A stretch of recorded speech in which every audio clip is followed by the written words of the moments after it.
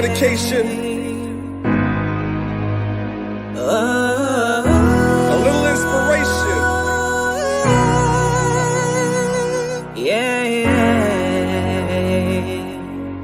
One day, when the war is won, victory will be yours. Victory's gonna be ours. It'll be yours. One day, when the kingdom comes, it'll be yours. It'll be yours. It's a long way up, and a short way down. Just don't let nobody come and take your crown. Don't take your crown. Trying to make it through the system, but the doors are locked.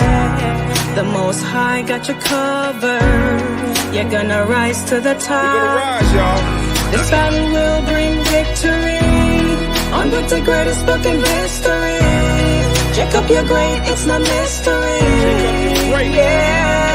Yeah. You know this battle has just begun. Battle's just Jacob, begun. you're hated by everyone. All But nations just remember hate us. you're the chosen son. Yeah. This song is such an inspiration. We get the kingdom though there's much tribulation. Every day I send my prayers up. I even read where Yahweh said he'd raise us up. He gave Abraham the covenants. On the shoulders of Christ will rest the governments. The forces the nations gotta bring to me. The world is ours, our gates open continually. Praise Yahweh cause he gave us life, and sacrifice the reward as you could reign with Christ. Yeah, it's true, the Father made us sons to get a crown, then endure until the Savior comes. In the sight of God, no man is justified. To be approved, I read that gold must be tried. In the end, we're the greatest folks in history. Malachi sing to them about our victory. This battle will bring victory. We gonna get the On victory. the greatest book in history. Bible's the Jacob, greatest you're great, book. it's no mystery. Yeah. You know this battle has just begun. Battle has just Jacob, you're begun. hated by everyone, but just remember you're the chosen son. Yeah. We give all praise, honor, and glory to the Most High God, Yahweh, for giving Abraham, Isaac, and Jacob the covenants, and for choosing our nation. We appreciate that. Hope the song inspired you. Yeah.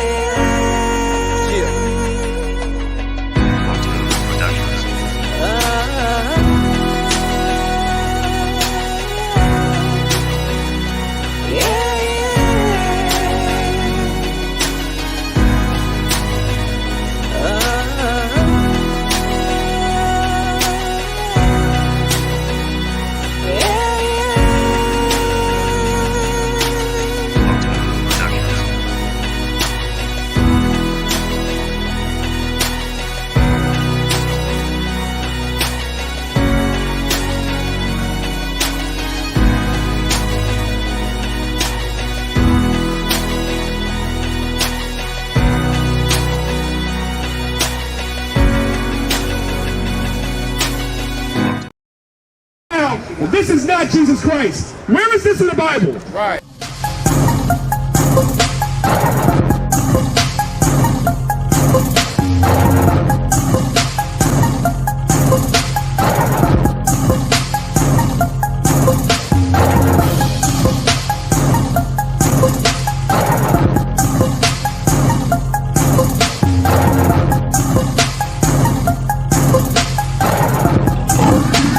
Shalom, brothers and sisters.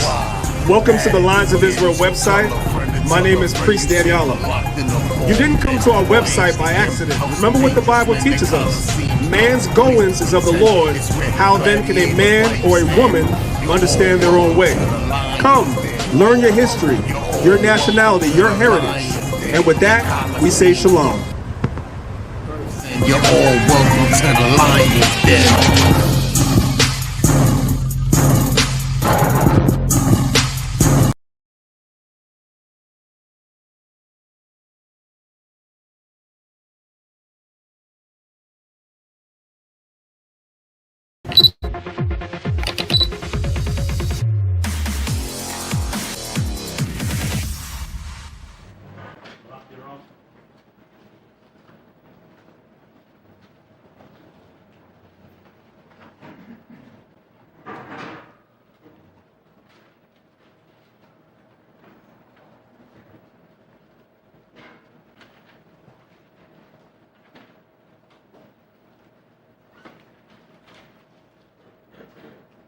Okay, I want you to come up front so you'll be right near the camera.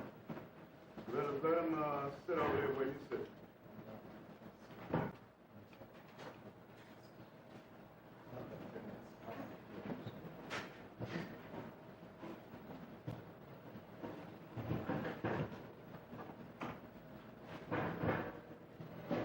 So that you can read right over, so you read loud. The microphone is right there, pick it right up. Because it got to be clear. So we're going into the 12 tribes. It's on now, right? We're going to show you in the scriptures who the 12 tribes are.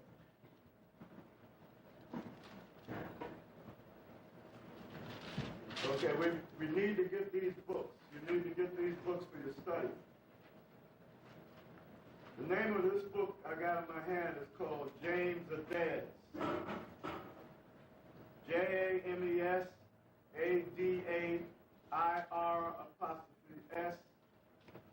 History of the American Indians.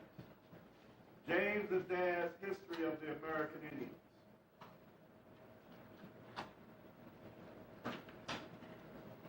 We put it out in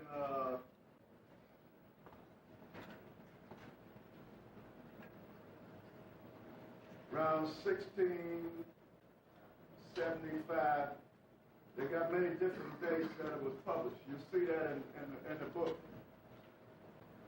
Then the other book that's going to be hard to find is by Lord Viscount Kingsborough. I'm going to read this. Lord Viscount Kingsborough produced by far the most elaborate argument that the ancient and Indians of America were of Jewish origin. Now this man's name is Viscount, Lord Viscount, V-I-S-C-O-U-N-T, last name K-I-N-G-S, B-O-R-O-U-G-H.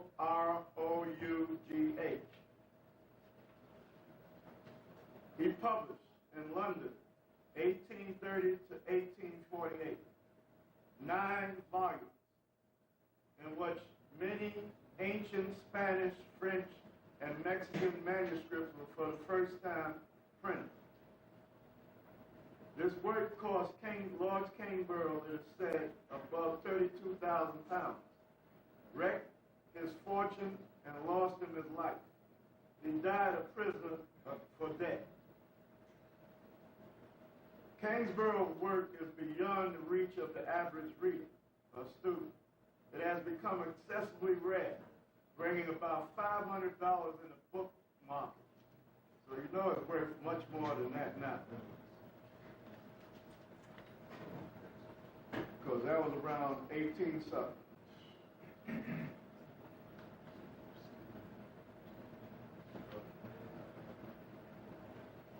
Okay.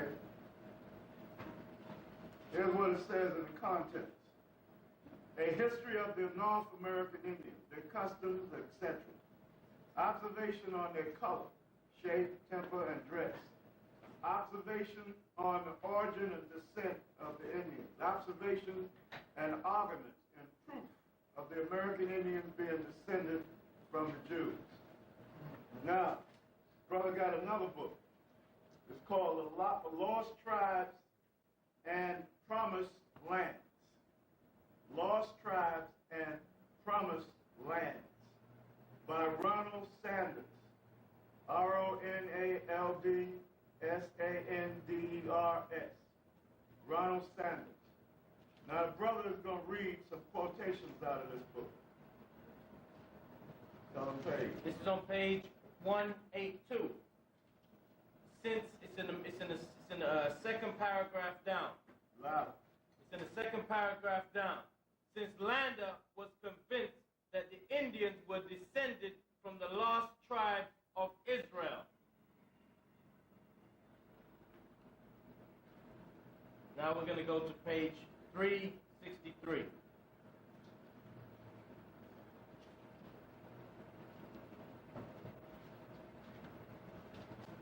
In the beginning chapter. It's on page 363 of the same book.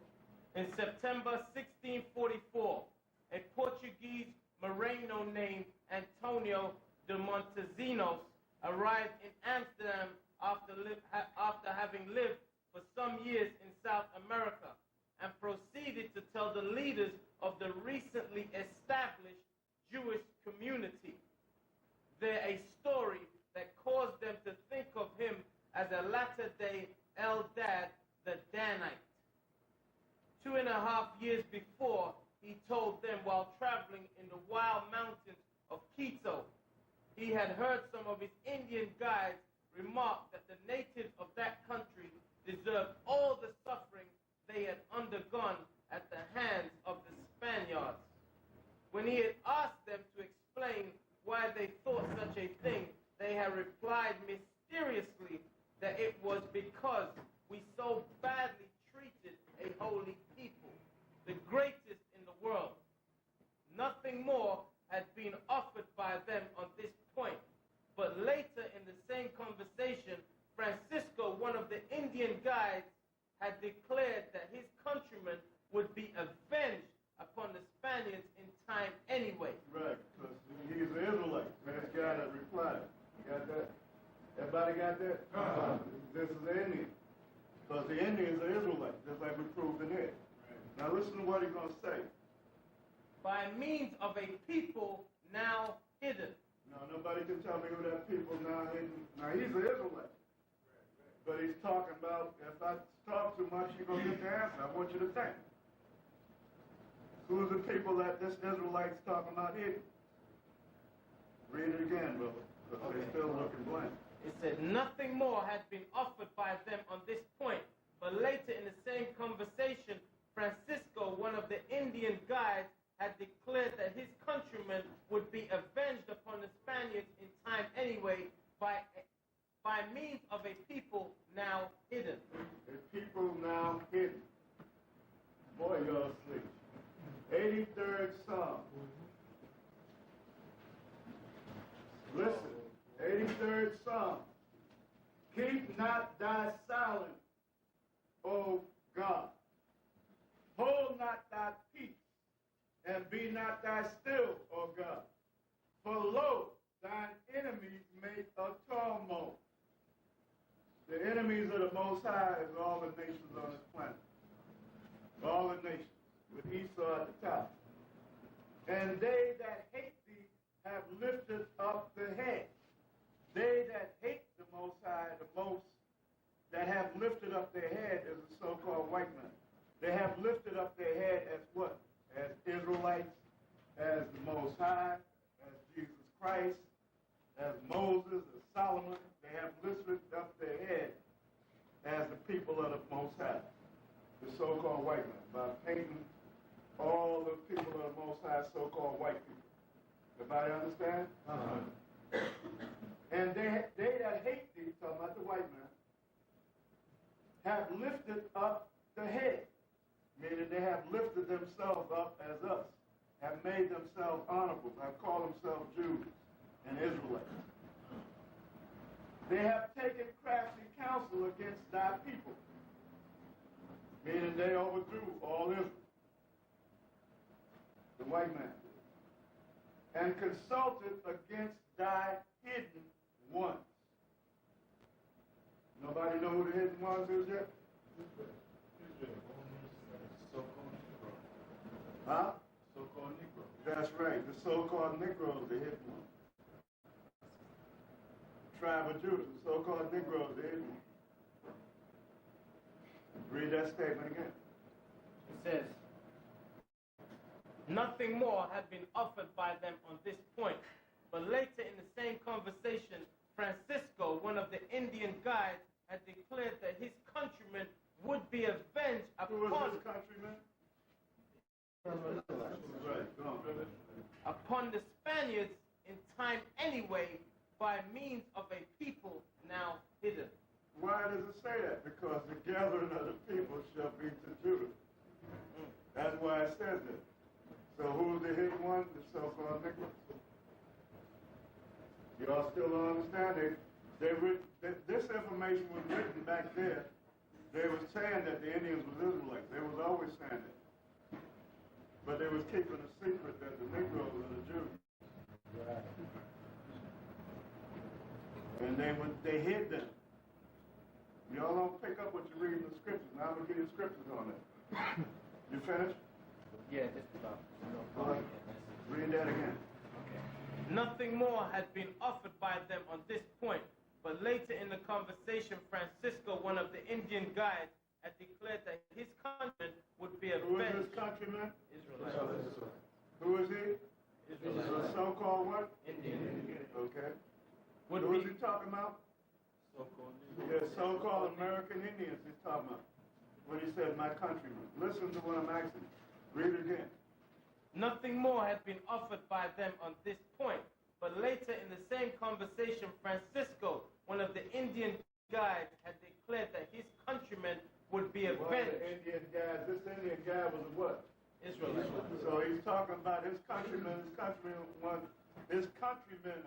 Israelites. What was he calling his countrymen? Indians. Y'all got that?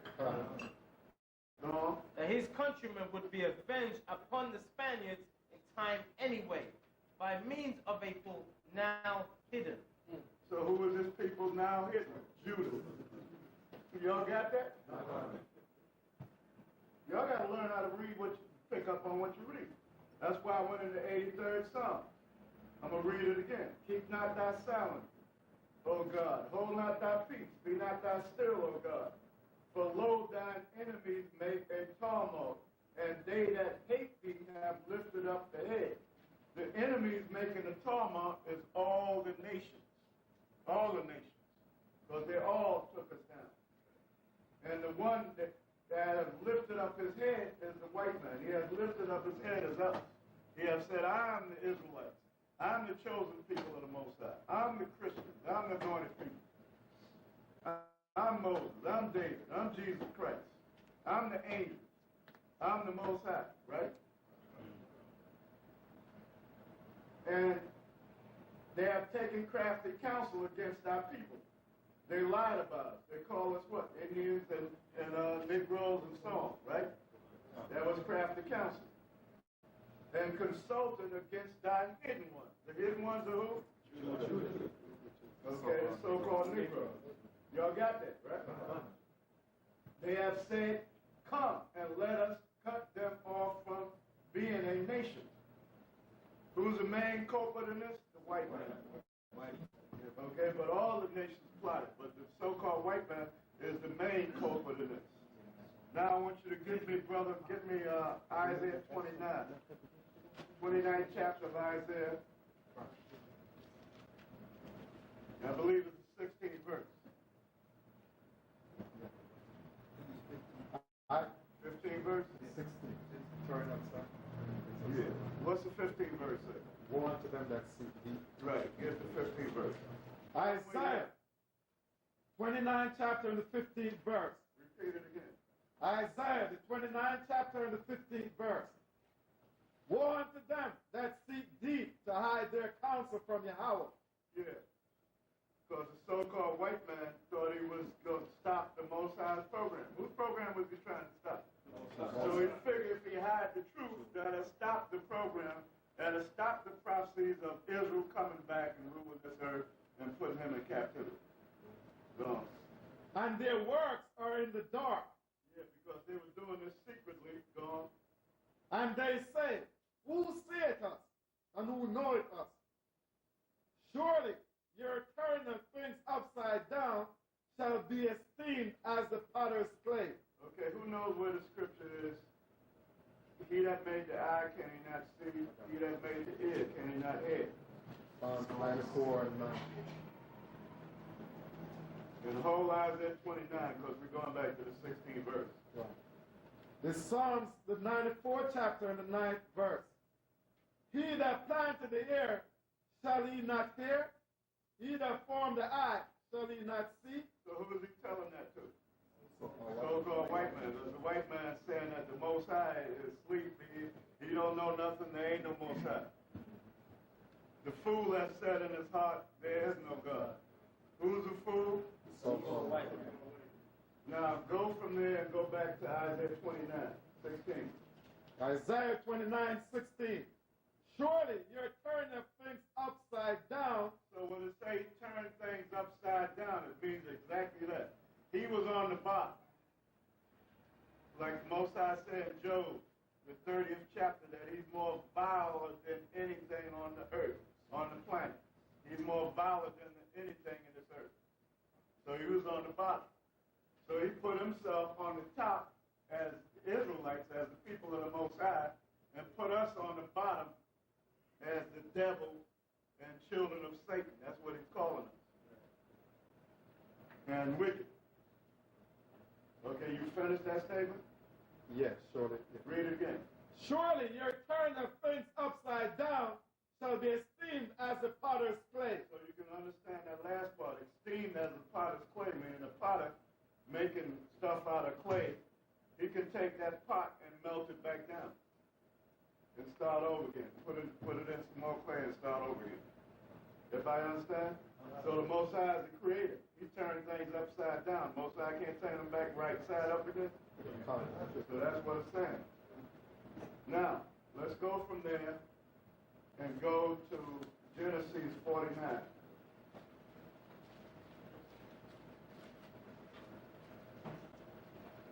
So we're going to prove the tribes in here now. How to find out who they are.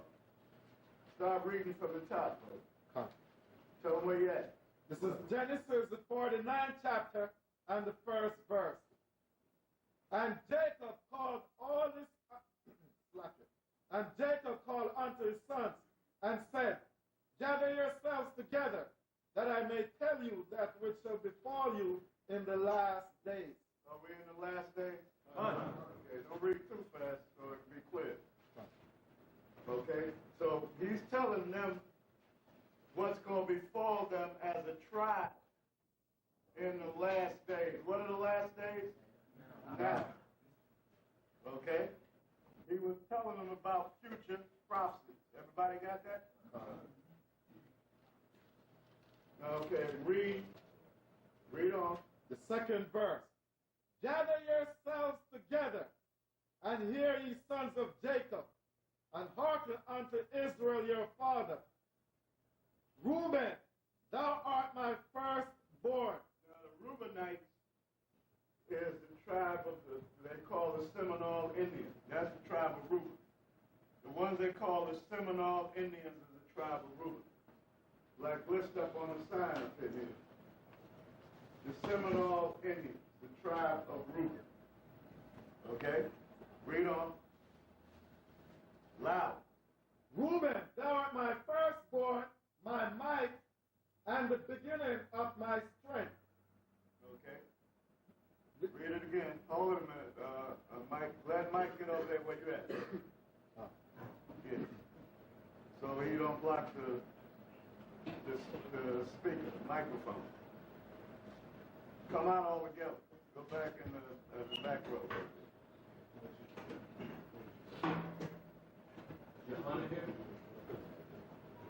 Okay, repeat that again.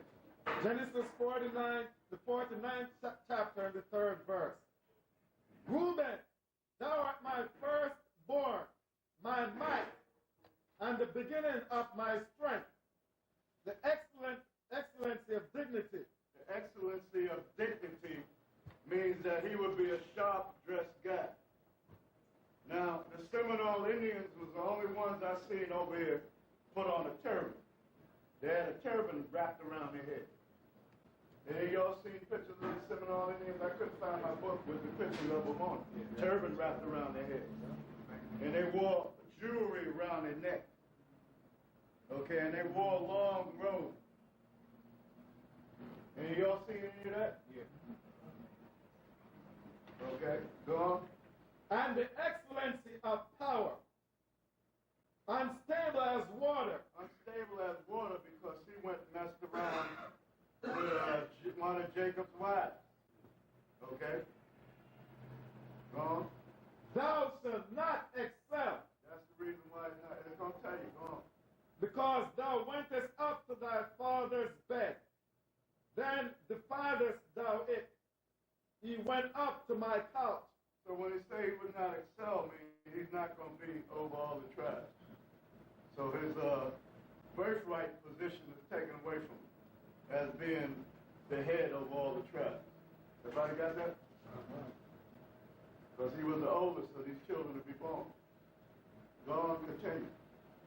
The 5th verse. Simeon and Levi are brethren. Now Simeon and Levi would dwell together. And they do dwell together on the island of Haiti. Part of that island is called what? The Dominican Republic. And the other part of it is called what? Haiti. So y'all know that?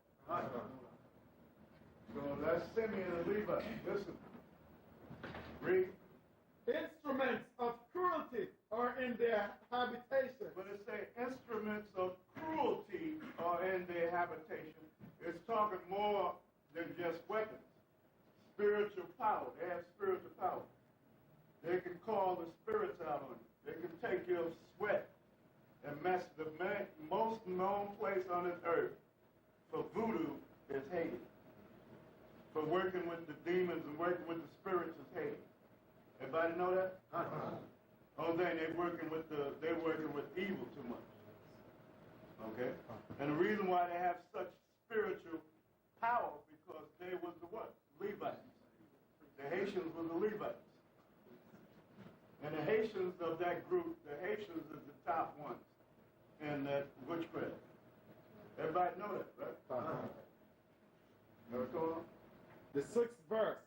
O my soul, come not thou into their secret. O my spirit, come not thou into their secret. Why? Because their secret is what? Spiritual power, witchcraft. Don't let my spirit fall into their hands. Like I just mentioned, they take the sweat of your hat and they can jack you up with that. People be going to them, say, jack that guy up. Here's such and such amount. Here, jack them up. Y'all know about that, right? All right, go on. Unto their assembly, mine honor, be not thou united. Yeah, because the Most High said, no, don't let them be united. Let them be scattered throughout the tribes. Because they had too much power. Okay? And he didn't want them to be the rulers. Because he had already set who he was going to have the rulers, Judah. Everybody got that? So they had so much power, he scattered them within the nation, the priests. All right, go on. For in their anger they slew a man, and in their self-will they dig down a wall. Now, when you read the history on that, this guy Haman laid with their sister. Okay? Took her, forced her, raped her. Then they came and wanted to make an agreement because he was in love with his sister and all that. And Jacob made the agreement with him, but the two brothers say, look, when they all up there circumcised and all that, and they all up there laying sore, we're going to go and kill everybody. Take all their women and kids for slaves. Okay, and that's what happened. Come on. The 7th verse. Cursed be their anger, for it was fierce, and their wrath, for it was cruel. That's why they couldn't do nothing with them during the Toussaint L'Ouverture and Dessalines when they were fighting against Napoleon. Napoleon was over his army there, and they defeated Napoleon's army. And the Spaniards, they defeated them too. And they kicked the French off the island and the Spaniards off the island. And the British came and made a bargain agreement with them. Don't bother the Americans. Okay, don't bother the Americans. And the president that was over here said, don't bother the Americans.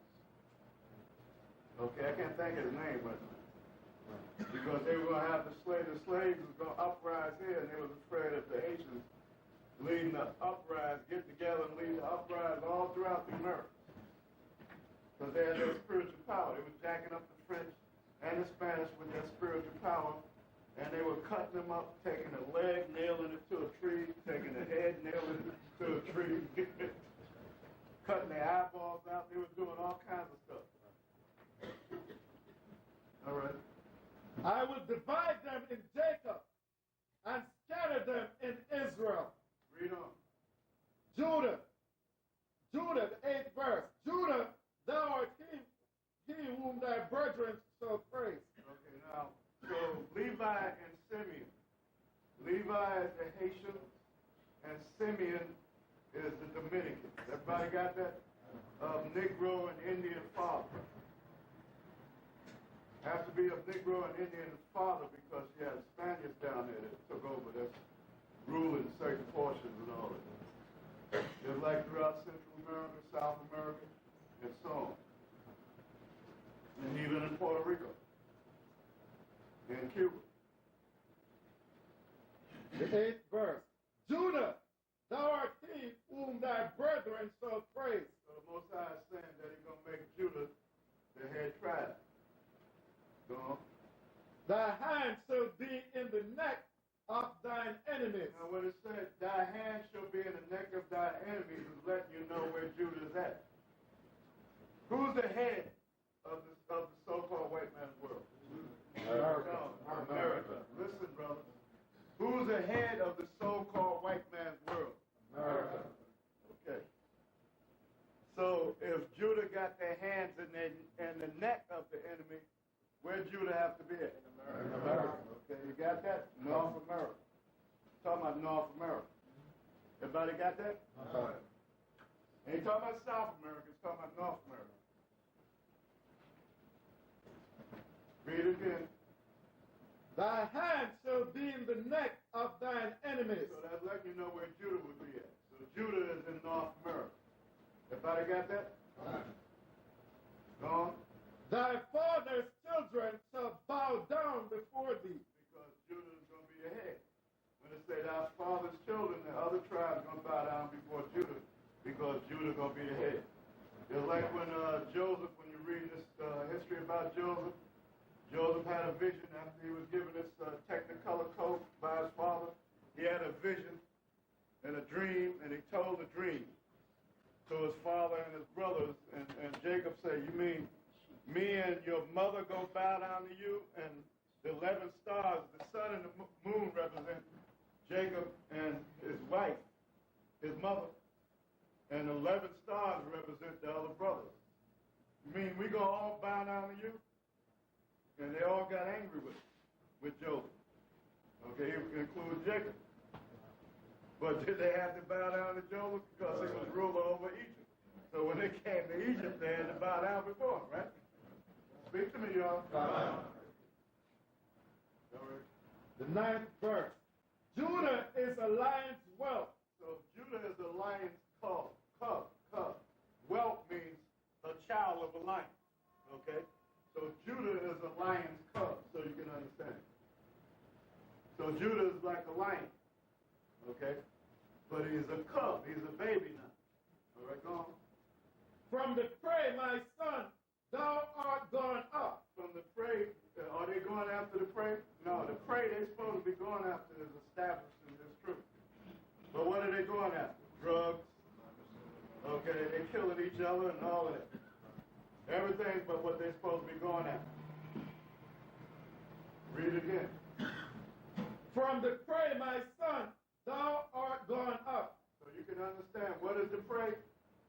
The Bible. Right, the truth, the Bible, because they're supposed to raise up the prey ain't talking about Esau now. So you brothers don't be out there quoting that wrong. The prey is the Bible. That's what he's supposed to be going after. Everybody got that? I don't hear the whole class saying yet. All right, go on. He stooped down. He couched as a lion. He stooped down. When a lion stoops down and crouch, what are he getting ready to do? Right, he's getting ready to pounce. So he's getting ready to pounce on the enemy. He's been ready to pounce on the enemy ever since Martin Luther came. But have he really pounced on the enemy? Go ahead. He stooped down. Read it again. He stooped down. He couched as a lion. He's crouching as a lion ready to attack. And as an old lion. But he became an old lion, man. They ain't going in the right direction. What are they going in the wrong direction? They're trying to do it through politics and all that. Is it working? No. Over this city, the top city, New York City, in America, on the planet, they had the mayor over this city. The mayor of New York City is like being the president. Only job above mayor of New York City is president. You understand? In reality, that's the only job above mayor of New York City. They not only had the mayor of New York City, they had the commissioner of the police department. The two top jobs in America. Okay? And besides that, like the brother said, they had the top guy in the military. All this going. But over this city here, they could have did a lot. Did they do it? No. Man couldn't have stopped them. They could have did it. They could have put it in order. He's the mayor, put it in order. Hey, no contractors work on any city projects except blacks in West Indian. Who's going to say no? Right. Huh? Because he got on the law books that the people that's supposed to get first choice is the people that's in this community of New York. Do the people in the community of New York get first choice? No, they got foreigners from out of state, whites from upstate and all that. They get the job. They get the construction. When the immediate community, they got these records, these laws on their books about the community here. So that the people in the community would have a job. But they're not enforcing it. Now, Dinkins could have enforced it. Everybody understand what I'm talking about? Yeah. Also, when Dinkins was mayor, he was the one that made the law the vendors sell on the street. Dinkins made a law to get the vendors off the street. It was made by Dinkins. It was done by Dinkins. Yeah, but it was pushed by, it wasn't, he didn't push it. It was pushed by people above him. He listened to them.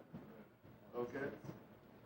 He could have not listened to them and said, hell with them, and did what he wanted to do. He was mayor of New York City. It's his fault. And the other blacks should have rallied around him. Like Jesse Jackson, all the blacks should have rallied around him. Right. And with them rallying around him, they had all the people there. They had Puerto Ricans, all of them together. They got together and put them in office. They had them all together. If the white man did anything out of line, there would have been a war between, and you think he's going to go that far? No. So Dinkins and them didn't push it because they're scared of the devil. But that was not the Most High's plan anyway, but I'm just showing you. If they had the heart, that was the time, right there. To set everything up for blacks in this city. The police was acting up already. And the police commissioner wanted to kick them out. Wanted to kick a lot of whiteys out, but every time he tried to talk to them, here comes Dinkins. They would go back to Dinkins. They would talk to this guy that was over the union. They'd go back to Dinkins, and here goes the mess again. Okay? So he got tired of that. So the commissioner said, I quit. That's what happened. Okay, getting back to this. Let's go. Right. The bottom of the 9th verse. Who shall rouse him up? Who shall rouse Judah up? Read it again. Who shall rouse? Read it again. The 9th verse. Judah is a lion's whelp. From the prey, my son, thou art gone up. So lion's whelp means the lion's cub. From the prey he hath gone up. The prey is the Bible. He's supposed to be teaching his Bible. He's supposed to be raising up the tribes of Israel because Judah is the head. Come on. He stooped down. He couched as a lion. He stooped down like he's going to attack. Come on. And as an old lion. But he done became like an old lion. Meaning that he done been swallowed up in the politics and the stuff of this man's system, thinking he could make it that way. No. Who shall rouse him up? So who's going to make him do what he's supposed to do? Who's going to make him do that? That's why I say in Hosea 5:15, somebody get that and read it. Hosea 5:15.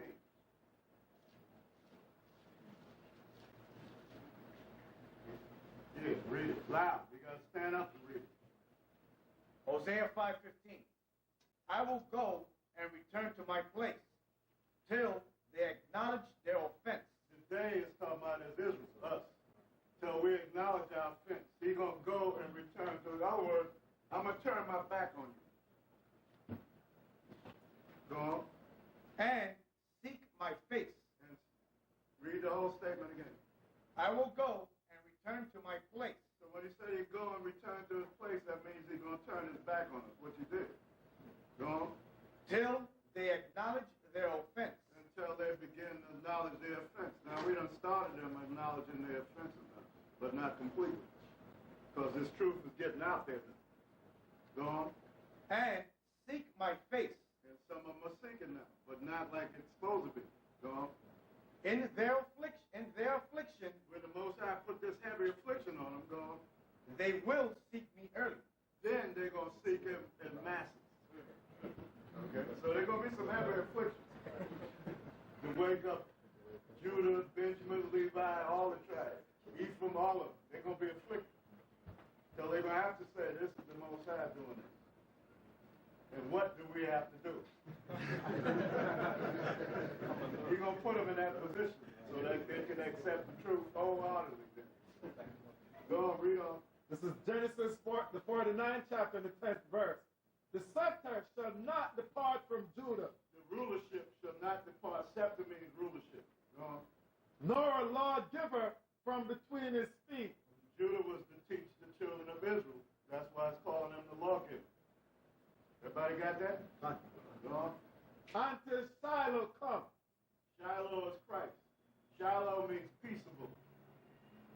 What that means by calling Christ peaceable means that he made peace between us and the Father, because we broke the law, the covenant, so there had to come somebody to redeem us back to the Most High, because we became outcasts when we broke the covenant. So Christ made the final sacrifice and redeemed us back to the Father, so he made peace between us and the Father. That's why it's called that, peaceable. Go on. And unto him shall the gathering of the people be. And when it say unto him shall be together, it's talking about Christ and it's talking about Judah. Shiloh is Christ. Everybody got that? And unto him shall the gathering of the people be means Christ. Christ had to come and wake them up first with the 12 disciples. Okay? Now Judah is petitioned to go out and gather the tribes. So that's what's happening now. The 11th verse. Binding his foal unto the vine, and his asses colt unto the choice vine. The vine is talking about is grapes, wine, the grapevine. The so-called Negro like wine? Yeah, what's the name? Red Fox used to talk about that. Hey, but they drinking that Muscatel and Swiss up, that bad guy. Okay? What's that? Midnight train. Midnight train. He washed his garments in wine. Yeah, hey, that means you drink, anytime you wash your garments in wine, that means you're drinking a lot of wine. So it's spilling all over your garments, right? Everybody got the understanding of that? Go on. And his clothes in the blood of grapes. And his clothes in the blood of grapes means he spilled a lot of wine on himself. Meaning he drinks a lot of wine. Everybody got the meaning of that? So Judah, the so-called Negroes, do drink a lot of wine. Maybe they don't drink much wine like now because they're into what? Crack and all that other stuff. But back there in the 50s and all that, Judah used to drink a lot of wine. That's why Red Fox and all of them was talking about that. That's why, what's his name? Richard Pryor. When he's doing the thing, got the imaginary wine bottle in his hand. There we go. The 12th verse. His eyes shall be red with wine. Meaning he like a lot of wine. And it's also talking about Christ was like a lot of wine. Everybody got that? And that's telling you why his eyes were red. And you go and you read that his eyes were red. In Revelation. Everybody got that? Go on. And his teeth white with milk. They used to have them signs down south. I don't think any of y'all know about that. Where they had Jake on the sign and you can see the white eyes And you see the teeth.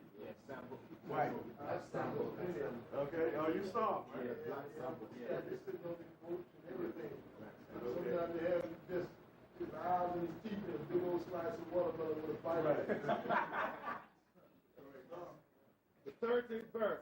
Zebulun shall dwell at the haven of the sea. Now we're down to the tribe of Zebulun. We got Judah. Judah is who?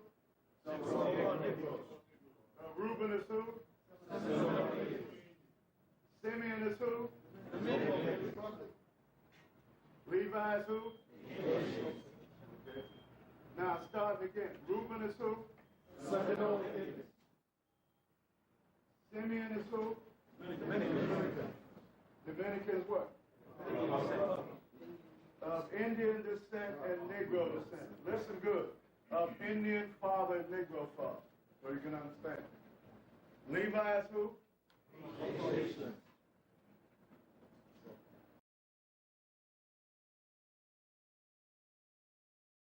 I want you guys to notice how Aharayh correct people, because that don't happen today.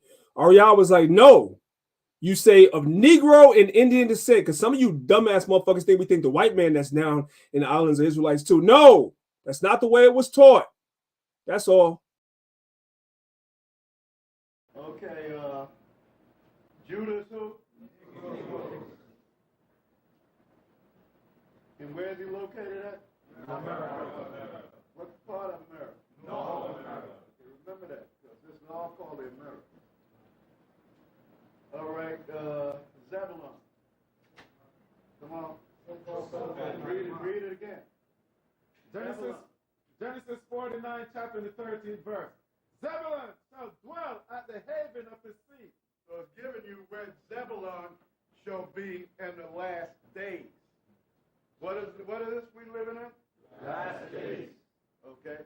It say that Zebulun in the last days would be for a haven of ships. That's Panama. Panama is for a haven of ships. That's why the Panama Canal was through there. Everybody got that? So from Guatemala to Panama, that whole strip of land going down to Panama, not just Panama, from Guatemala to Panama is located the tribe of who? Zebulun. Everybody got that? Not just the Panamanians. It goes from Guatemala to Panama. I don't have the map in here with me. I don't know where it's at. Anyway, go ahead. And he shall be for an haven of ships. And he shall be for a haven of ships. Do ships go through Panama? Read. And his border shall be unto Zidon. So in ancient time, he was along the borders of Palestine. So now in modern time, he's down at the borders down there. They're going through. Okay? Between North and South America, right? All right. Next. Come on. The 14th verse. Issachar is a strong ass, couching down between two burdens. And this is beautiful because they got on the banners in Mexico a burro loaded down with a whole lot of burdens. A whole lot of bundles on top of his back. Y'all ever seen that? Read the statement again. Issachar is a strong ass, couching down between two burdens. So Issachar is the Mexicans of Indian descent. Okay, because why do I say Indian descent? Because you got Spaniards in Mexico call themselves Mexicans. They're not the real Mexicans. The real Mexicans is the ones of Indian father. Everybody got that? Read on. And he saw that rest was good. Do they have a siesta down there? Man, it's beautiful. This is super clear. And even in the lost tribes, it tell you about that too. It tell you who certain tribes is within the lost tribes. You have to really get into that. I can't think of where the part is where it tell you about Ephraim. And Ephraim and Manasseh. Go ahead. And the land that it was pleasant. And when it's saying the land that it was pleasant means he was a farmer. Is he a farmer? Right. Remember during the revolutionary against the Spaniards, against the Germans and the Portuguese that was in their land, the Dutch that was in Mexico, they were fighting against them. Pancho Villa, Zapata, Emiliano, I think his name is, Emiliano Zapata. Okay? They made a movie about that, Zapata, Viva Zapata with Marlon Brando. And they darkened him up to make the movie. Plus he's supposed to be Indian. They darkened him up. How many of you saw that movie? Okay? That's a true story. Very long. And bowed his shoulder to bear. And he bowed his shoulder to bear the land. He became a farmer, because that's what they were. No? And became a servant unto tribute. And he became a servant unto who? Tribute. So who was making him pay tribute? The Spaniards, the Dutch, and the Germans that was in there was making him pay tribute. And then he rebelled against them. And that's Pancho Villa and all of that, and Viva Zapata and so on. Everybody with me? All right. So who is Issachar? Indian descent. 16. Dan shall judge his people as one of the tribes of Israel. So Dan did that. That's how you had Samson and all that. But now when you go to Revelation, Dan is not in the list. Go to Revelation. Because one of the tribes had to be taken out because there was too many. How many was it when we came out of Egypt? 13. Why was it 13 tribes? Levites were the teachers. Right. Levites played the priesthood. That's why.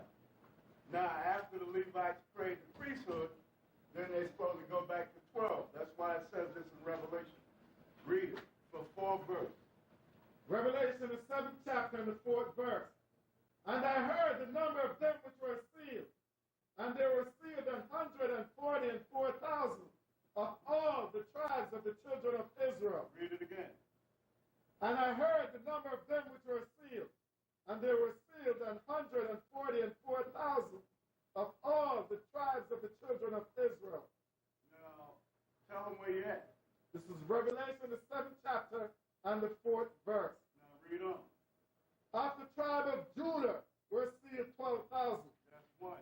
Tribe of Judah. Jump to the next one. Of the tribe of Reuben were sealed 12,000. 2.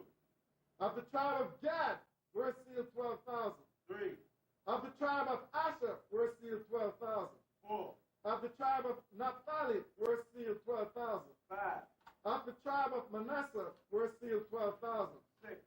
Of the tribe of Simeon were sealed 12,000. 7. Of the tribe of Levi were sealed 12,000. The Levi done took a place. 8. Of the tribe of Issachar were sealed 12,000. 9. Of the tribe of Zebulun were sealed 12,000. 10. Of the tribe of Joseph were sealed 12,000. Joseph represents Ephraim. That's 11. Of the tribe of Benjamin were sealed 12,000. 12. Where's Dan? Most High took him out. Because who's telling this to John? Jesus Christ is telling it. So if Jesus Christ is telling it to John, that means Dan is what? Taken out. Because they had to fit back in the 12 again. So Dan is not lost. That means the spirit, just the tribe of Dan is out. But the spirit of the Danites is going to come back within the nation. Only way that we're going to know that they was in Dan before is when the Most High open up our mind so we can go into the spirit world. Everybody got that?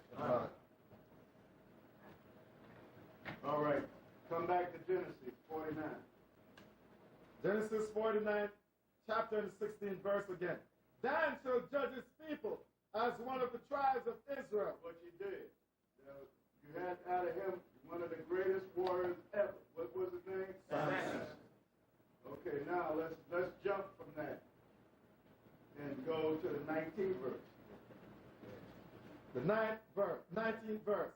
Gad, a troop shall overcome him, but he shall overcome at the last. Read it again. Gad, a troop shall overcome him. A troop shall overcome Gad. This troop is the cavalry, the U.S. cavalry. Okay, proving that Gad is the Indians. The so-called American Indians, mainly the Cheyenne, the Apache, the Sioux, the Cherokee, like that. Those are the tribe of Gad. Everybody got that?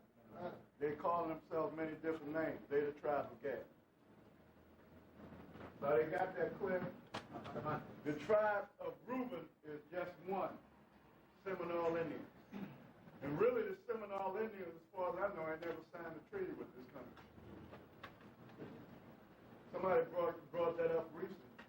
They ain't never had a treaty with them.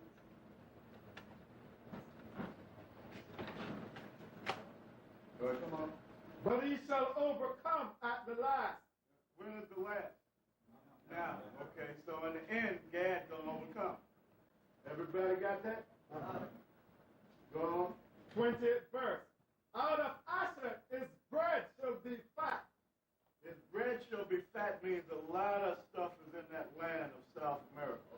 From Colombia to Uruguay, there's a lot of riches within that land. Riches within the earth. Oils and stuff like that. Everybody got that? Go on. And he shall yield royal dainties. And when it say he shall yield royal dainties, he shall put on royal clothing. They have the same holiday that all of them have called what? Carnival. And they put on the royal garments of during the time of the continental time and all of that. Right. We with shirts like I got on, that was it. We was ruling. We was ruling in Europe. We made up these shirts and all that. There, cut it a second. Cut it. All right, we're back in the scriptures. Wait, tell them where you're at. This is Genesis the 49th chapter, and now the 21st verse. So we've proven who the tribes are, who the 12 tribes are in the scriptures, so everybody know where to find the proof. Read where you're at again. Genesis the 49th chapter and the 21st verse. Naphtali is a hind let loose. He giveth goodly words. Now, Naphtali is a hind. A hind is a goat, like a mountain goat. He's a hind let loose. He wonders about. The Indians that was gauchos, that was him. Okay, because the gauchos in the beginning, they wasn't Spaniards, they was Indians. Okay, and they hated the Spaniards. And they used to go and they used to do the riding and the roping and just like Jake had to do that up here. First cowboys was who? Jake. So the first gauchos back there was the Indians. Okay, and they were like a hind let loose. Everybody got that? Everybody understand what I'm saying? Okay, so that's Naphtali, and that's Argentina and Chile. And you got different tribes up there and all of that. And they're coming back. And I've seen documentaries on them and all of that. I'm going to have to start taping some of them off. He giveth goodly words. 22nd verse. He's a man of his word. All right. The 22nd verse. Joseph is a fruitful bow, even a fruitful bow by a well. Read it again. Joseph is a fruitful bough, like the bough of a tree with fruit hanging on it. Go on. Even a fruitful bough by a well.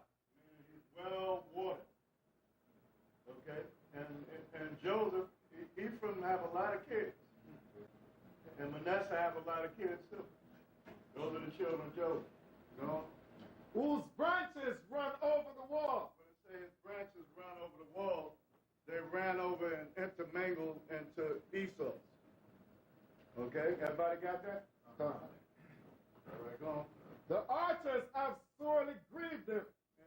And the man have shot at them when they came over here.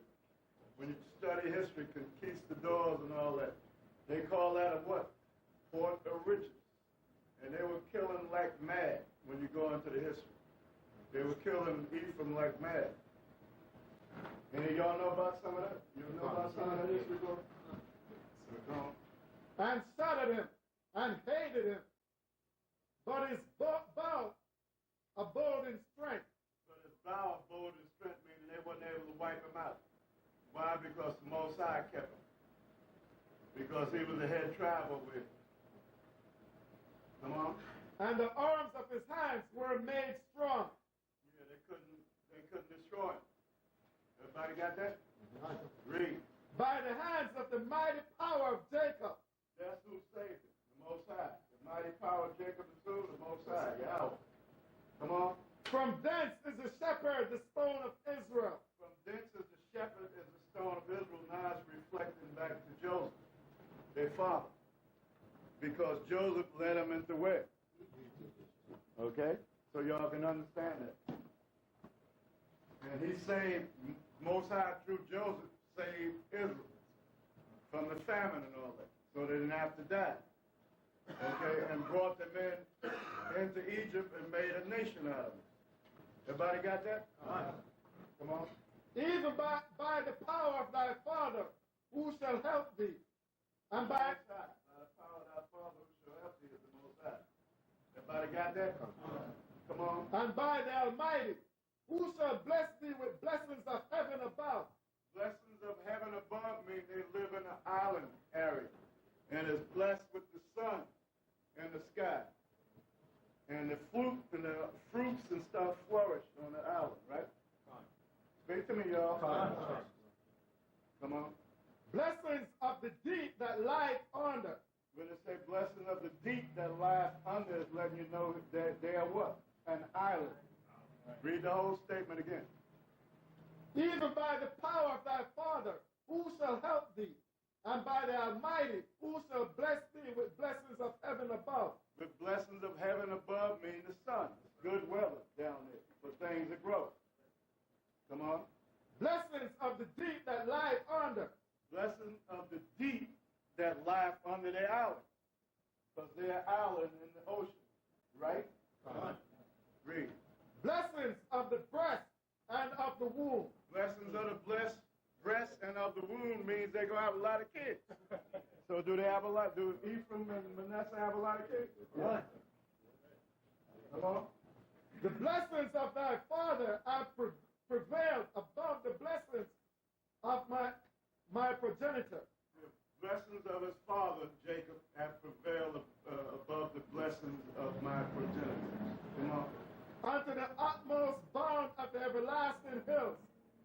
They shall be on the head of Joseph, and on the crown of the head of him that was separate from his brethren. So Joseph had who? Ephraim and Manasseh. Okay, they both live where? In islands. And they both are blessed by the heaven above, and the sea that crouches beneath means they're islands. Everybody got that? Yeah, can I read this real quick? No, hold it. I want to get through with this, then I'll come back to that. Okay, is that the last one in there? No, that's that one.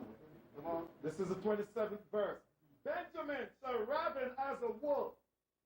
In the morning he shall devour the prey, and at night he shall divide the spoil. Did we read that whole thing? Yes, up on Joseph? Yes. Read the 26th verse, right? Come. Read Benjamin again. Tell them where you at. Genesis 49, the 49th chapter and the 27th verse. Benjamin shall raven as a wolf. Benjamin shall raven as a wolf. Shall raven as a wolf. Meaning what?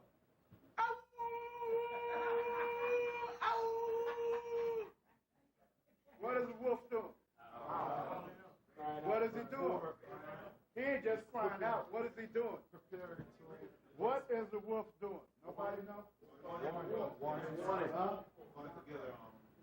Yeah, he's calling together the other wolves. And he's singing about what they're getting ready to do. Okay? So when Benjamin be making up these songs about Babylon and all that, he's singing about what they want to do. What they're getting ready to do. In the spirit, they're going to do it. Everybody got that? Read it again. Benjamin shall raven as a wolf. So that means the songs that Benjamin be singing about Babylon. You got that? And what they're going to do to Esau.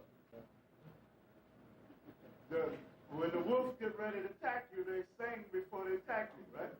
They're singing about who's going to rip this leg up. If we go that way, you guys go around that way and get them. They're setting up their strategy. And they They're singing about you, what they're going to do to you, what they're going to do to this particular prey they got in the trap. All right, go on. In the morning, he said, devour the prey. In the morning means our morning, the morning of our rulership. Okay, so y'all can understand why it says in the morning. Because what are we in? The night. Okay? We're in the night. Whose kingdom is this? Right. Well, it's nighttime to us. Now the Most High gonna make it nighttime to him. Like they're saying, I put your lights out. And it's gonna be our morning. Our wake up. So in the morning when we rule, when we're given the power to take the man down, read. And at night he said, divide the spoil. The night represents day night. Okay? We're going to divide their spoils as we destroy them. Read the whole statement again. Benjamin saw raving as a wolf. Man, it's saying what he's going to do to you. In the morning he said, devour the prey. In the morning, when our time to rise up, we're going to devour the prey. Who's the prey? Right, and the other nations. Go on. And at night he said, divide the spoil. And when we have defeated Esau and all the other nations and bring them their night on them, we're going to do what? Y'all got that, right? Amongst the tribes. Read. All these are the 12 tribes of Israel. And this is it that their father spake unto them, and blessed them. Everyone, according to his blessing, he blessed them. Okay, now, let's go from there and go to Deuteronomy 33. Hold it. Hold it. Okay? Right now. It's recorded. Okay. See, let it stay. Don't worry, got 2 hours on it. I ain't going to take up to 2 hours. I'm going to finish up now. The next 15 minutes of the track. Deuteronomy 33. I'll give it to you. That's a minute.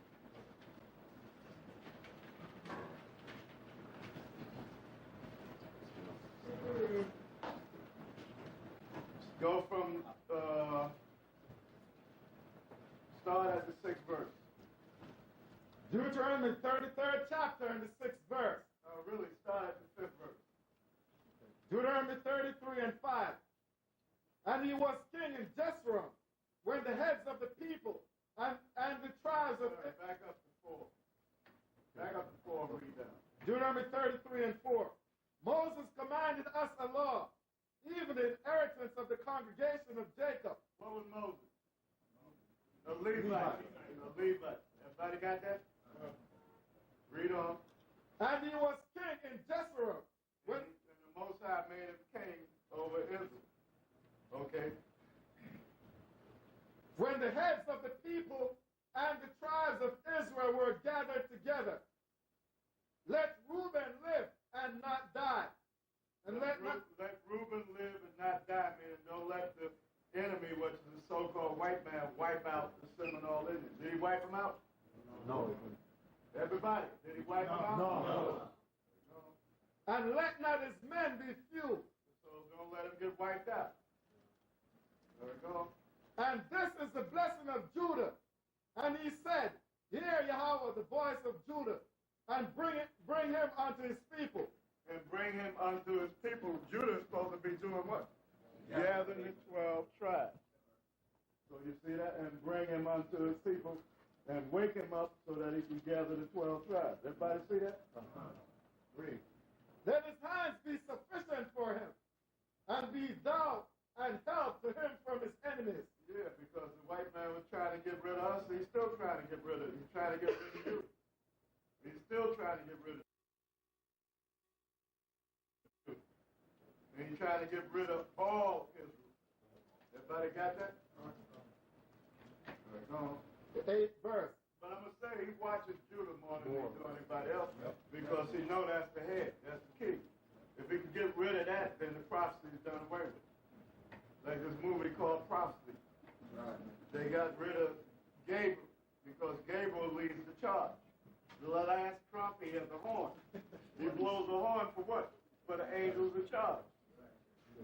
Okay, at the last trump, that's him blowing the horn.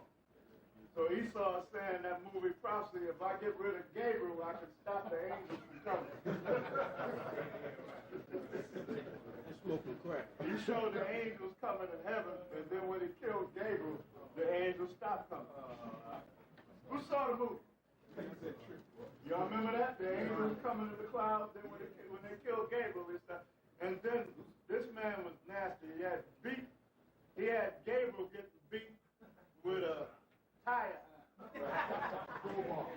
No, that was a tire.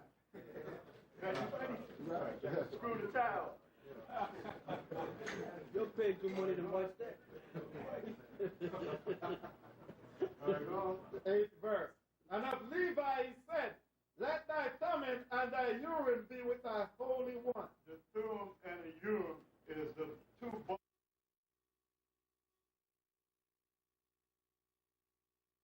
I gave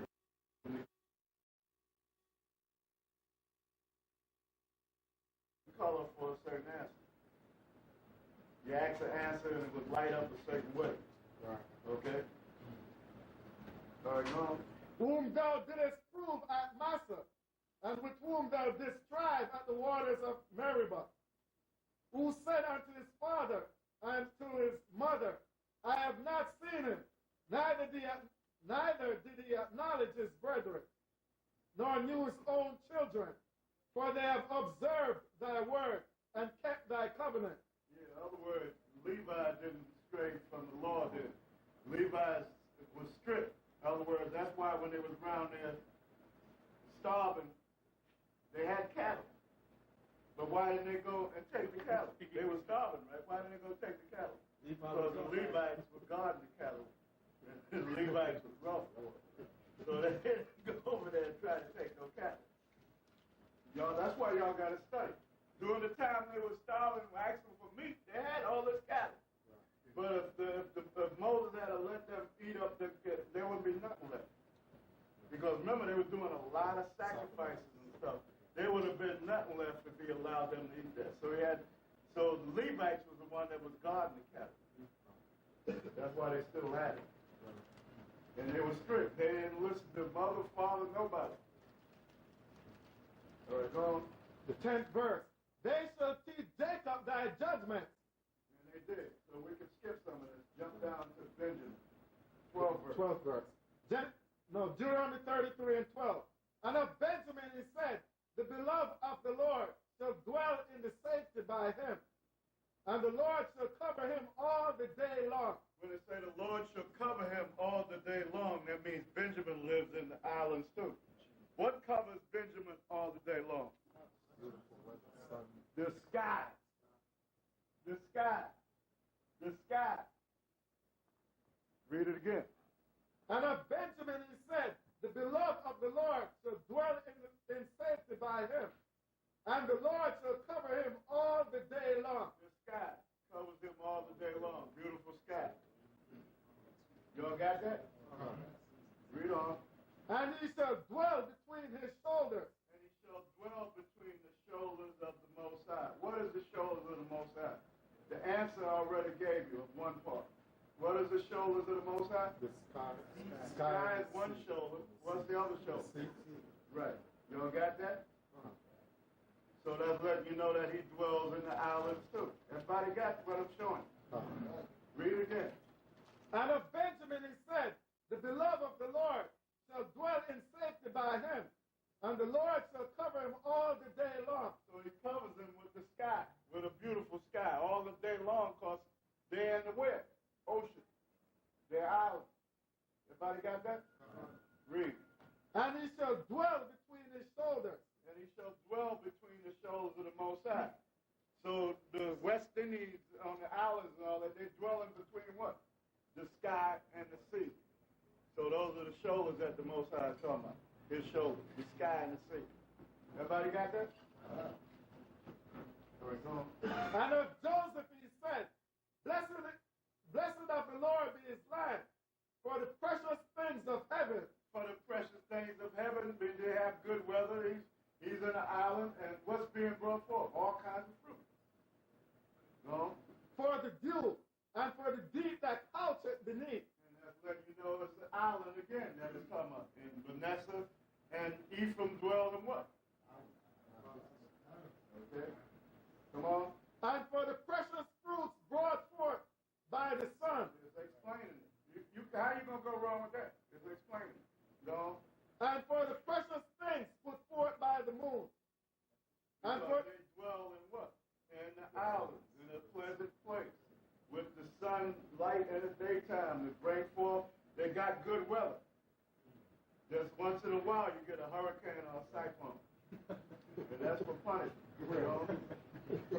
and for the chief things of the ancient mountains, and for the precious things of the lasting hills. Right. And they was rich, too.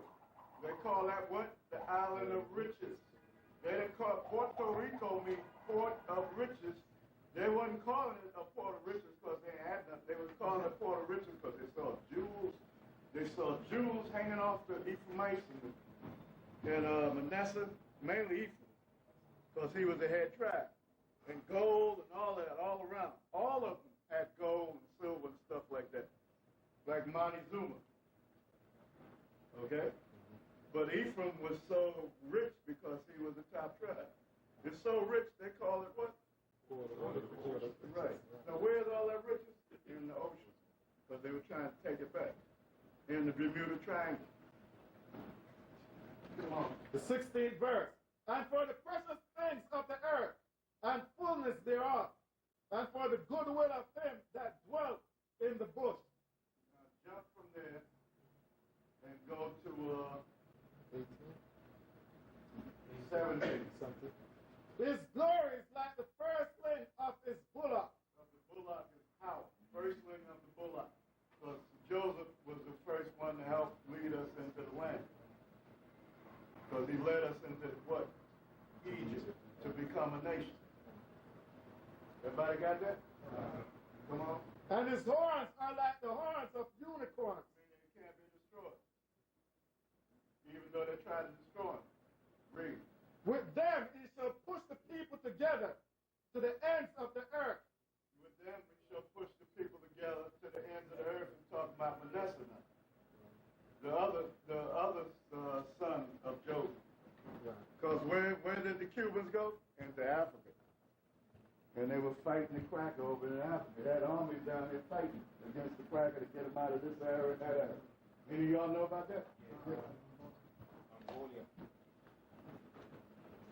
Y'all don't listen to news. Y'all don't listen to the news? Yeah. Y'all better start listening to news. All right, come on. And there are the 10,000s of Ephraim, and there are the thousands of Manasseh. Okay, so it got this. So what it's talking about? Ephraim and Manasseh. And Manasseh went over there in Africa. I think they still got army groups over there now in Africa. All right, come on. The 18th verse. And of Zebulun he said, rejoice, Zebulun, in thy going out, and Issachar in thy tents.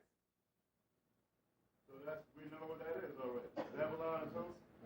Right, who brought them all up to? Right. And Issachar is who? So-called Mexicans. Now, let's jump down to 20. Okay. The 28th verse. And of Gad he said, blessed be he that enlargeth Gad. He dwelleth as... Does Gad have a lot of land? Man, he has most of North America. He has some land. Did he not have some land? Huh? Speak to me, y'all. Go on. He dwelleth as a lion, and teareth When he say dwelleth as a lion, what is Gad? One word.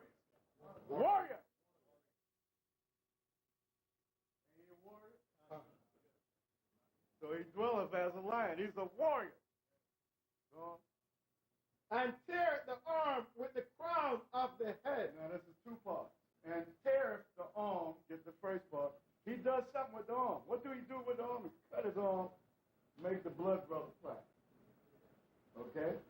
Then it says with the crown of the head, means he got a special crown on his head that nobody else ain't got.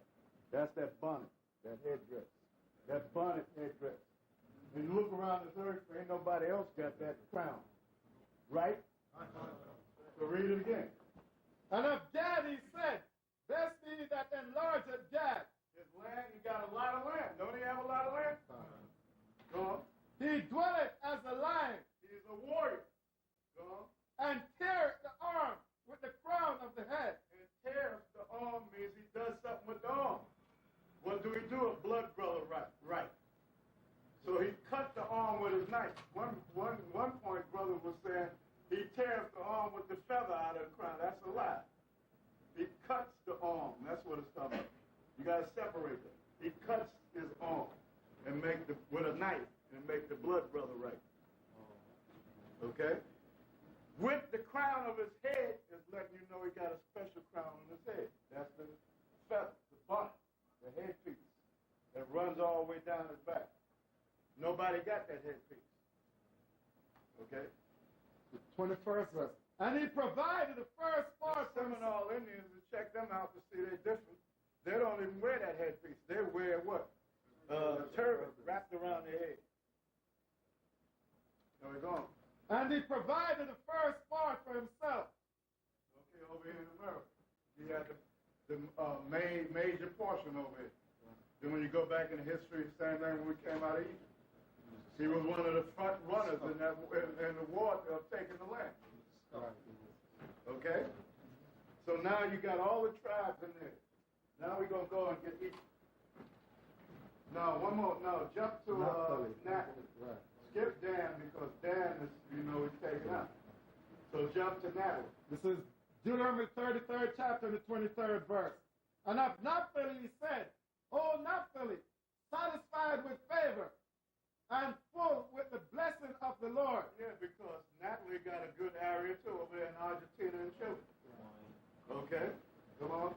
Possess thou the west and the south. Okay, that's over there in South America, in Argentina and Chile.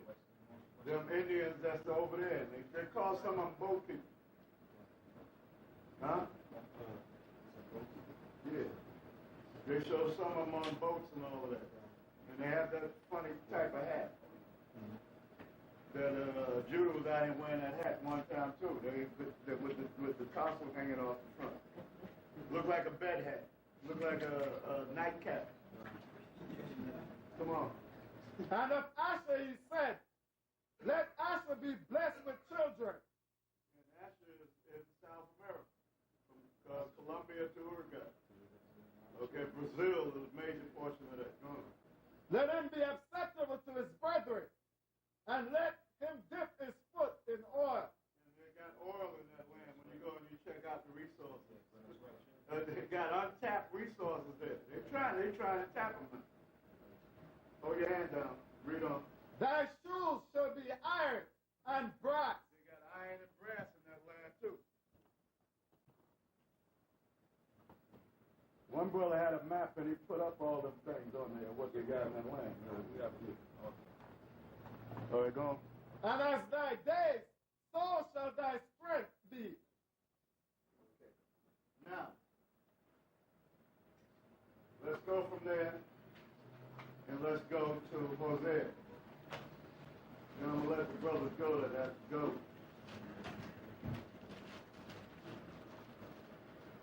And this is the teaching about the 12 tribes.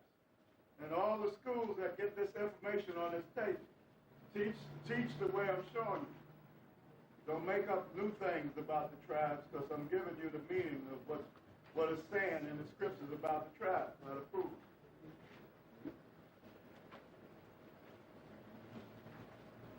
All right, bear with me a minute. Press pause a minute. From Hosea, the 7th chapter and the 8th verse. And you read down to the 9th verse. You got it? Read.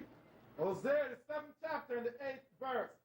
Ephraim, he hath mixed himself among the people. So who are the people that Ephraim had mixed himself among? So-called white man. Remember we read that back there. Ephraim is read that back there in Genesis. Go on. Ephraim is a cake not turned. So it's explaining. When you're cooking a cake in the oven and you don't turn it, then it's light on one side. Okay? So it's explaining why Ephraim, some of them are light, because they mixed themselves with Esau. Everybody understand? That's why you got to go by the father. But your father of Indian descent, your father of Negro descent. Now, if there's a reason you can't trace who your father was, and you're in this truth, don't let it bother you.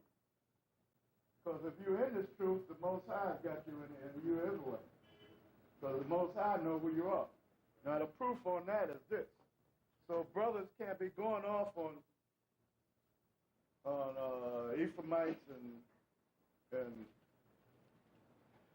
Manasseh, Cubans, Puerto Ricans, until you find out who they are. Dominicans and all of that, because some of them are going to look like Esau and they're going to be Israel. You got to find out who their father is first. And if you can't find out who their father is, the Most High bring them in. It's the Most High, because ain't nobody getting in here. There ain't nobody going to make it in here. Okay, that the Most High don't know. See, we don't know everybody, but he knows everybody. I'm going to give you a scripture on that. Give me Amos 9 and 8, and read down. Amos, Tell them where you at. Amos, the 9th chapter and the 8th verse. Behold, the eyes of the Lord God are upon the sinful kingdom. So America is the sinful kingdom. America is top of the white world.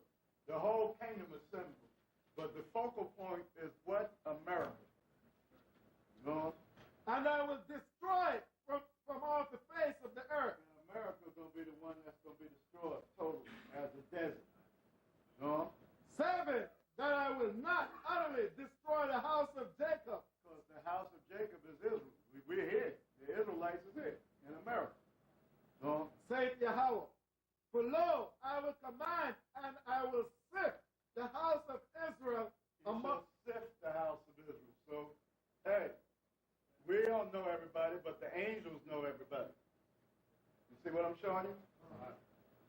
Well, read it again. So what? For lo, I will command and I will sift the house of Israel. So the Most High can command the angels to sift the house of Israel. Go on. Among all nations, like as corn is sifted in a sieve. Come on. Yet shall not the least grain fall upon the earth. So Israelites is not going to fall through the holes. Okay? What is not Israel is going to fall through the holes.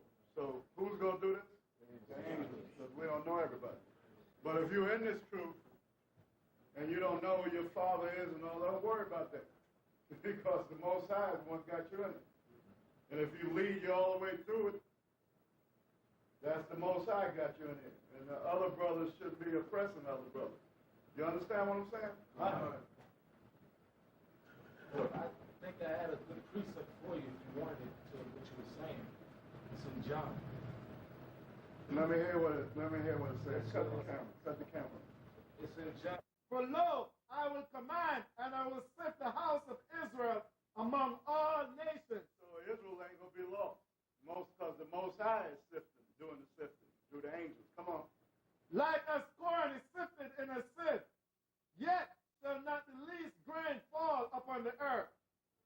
Okay, so the Most High got that covered. So why stretch your brain? Okay? Now, when we're out there on the street and the brother tell you, I'm an Ephraimite, and he said, my father, you have to leave it. Okay? Because the Most High going to deal with it. All right, go back to where you was at. Tell them where you at. This is Hosea, the 7th chapter. We're now in the 9th verse. Strangers have devoured his strength. Yeah, start again. This is Hosea. Hosea 7:8. Ephraim, he hath mixed himself among the people. That means he mixed himself among the so-called white men. So all of them are not Ephraimites. It's like all the tribes. That's why we say Indian father and Negro father. That's why you got to mention that when you speak. Everybody hear me? Right. There we go. Ephraim is a cake not turned. He's a cake not turned because he mixed himself among Esau. Okay? Strangers have devoured his strength. The strangers that devoured his strength is Esau. They took his land. They call it what? Puerto Rico. And he knoweth it not. And he don't know that. He doesn't know that he's Israel just like Judah and all the rest of the tribes. Don't know who they are. But I noticed something. I don't know if y'all noticed this. What tribe you from? Ephraim? What tribe you from? A lot of Ephraimites name themselves Ephraim. That's spiritual. That's spiritual right there. That's spiritual.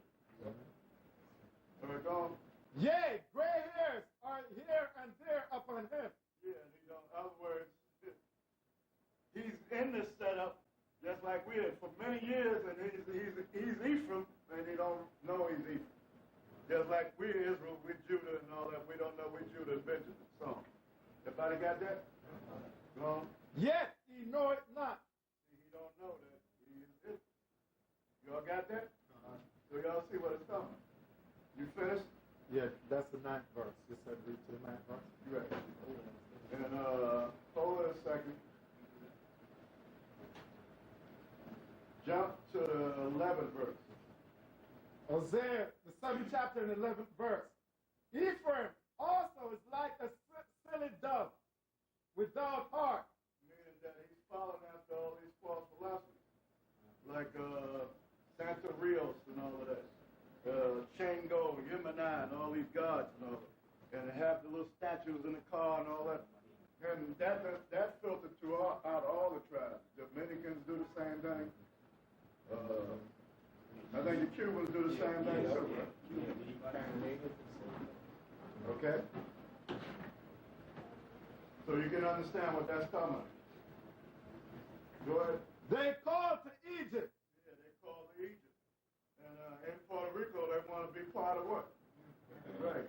When the other groups say, no, we don't want to be under America. We want to break away, right? Right. They go to Assyria. That means America again. So they follow the customs of this setup, just like all the rest of the tribes do. The religions of this setup.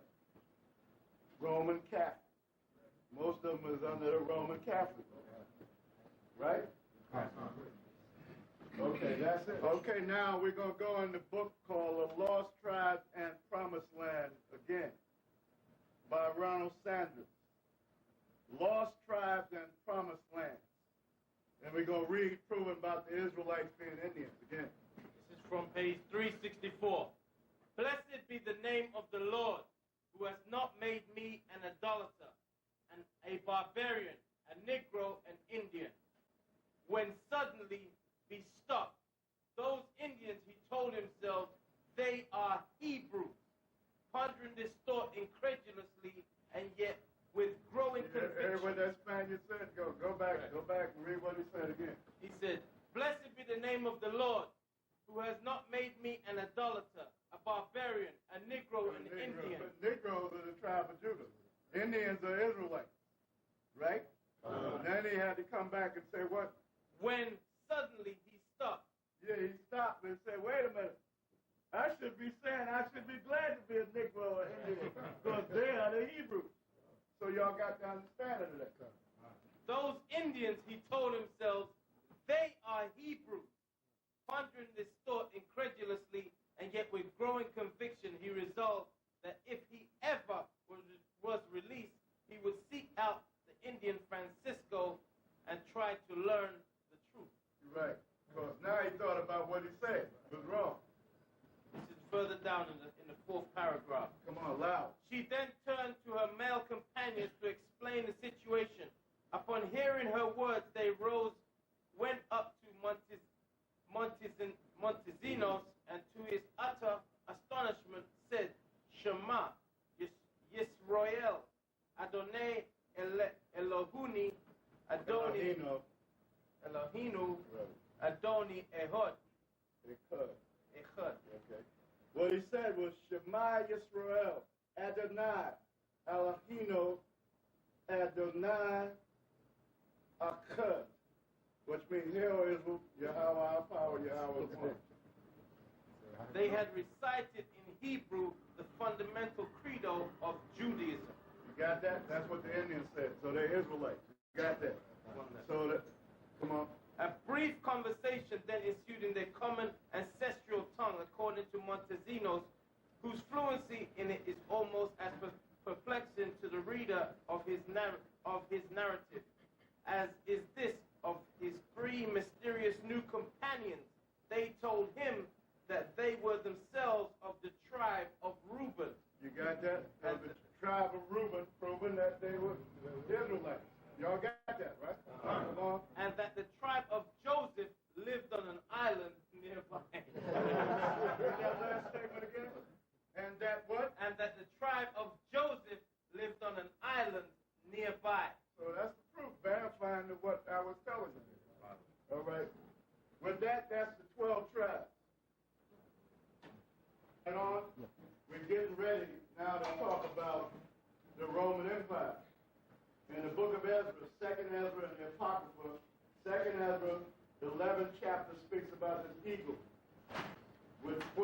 feathers. We're going to break down what the 12 feathers are, the 3 heads are on the eagle, and the lesser feathers, which were 8 lesser feathers. Read. 2 Esdras 11:1. Then saw I a dream, and behold, there came up from the sea an eagle, which had 12 feathered wings and 3 heads. 12 feathered wings. Loud, very loud. These are the 12 feathered wings. Julius Caesar, Augustus Caesar, Tiberius, Caligula, Claudius, Nero, Galba, Otho, Vitellius, Vespasian, Titus, Domitian, Nerva, Trajan.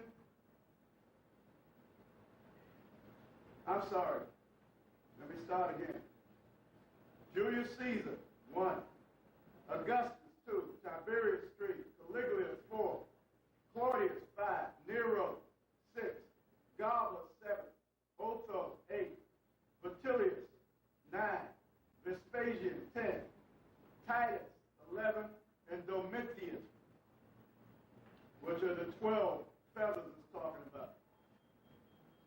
Go ahead. Loud now. Yeah.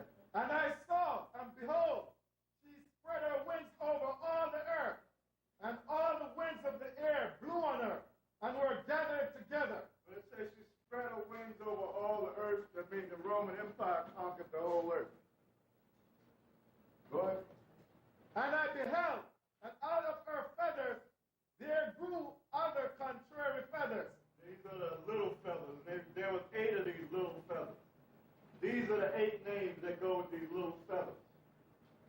Nerva, Trajan, Hadrian, Antonius Pius, Antonius Pius, Marcus Aurelius, Lucius Verus, Commodus, Pertinax, Didius Julianus. Okay, the last 2, Pertinax and Didius Julianus, which made 9, where they say 8 there, because these 2 was written at the same time. This was 193 AD. And Septimius Severus, the black Jews, that's when we took over the Roman Empire, was 193 AD. So these 2 guys didn't get much time to rule because we took it. Right. That's what they call the fall of the Roman Empire. That's why they keep showing that movie every once in a while on cable called The Fall of the Roman Empire. But they never go and show Septimius ruling. They always quit with Commodus. Because they don't want to show Septimius Severus ruling, even though they got white people playing the part. They don't want to show him ruling because they know that's when we took him over. All right, read. And they became little feathers and small. What verse you in now? I'm going into the 4th verse now. Go ahead. But her heads were at rest. The head in the Now, midst. the reason why I say the heads were at rest, because the 3 heads represent the end of that setup, which is coming over here to America, okay, which represent the Spanish, the British, and the French. That's what the 3 heads represent.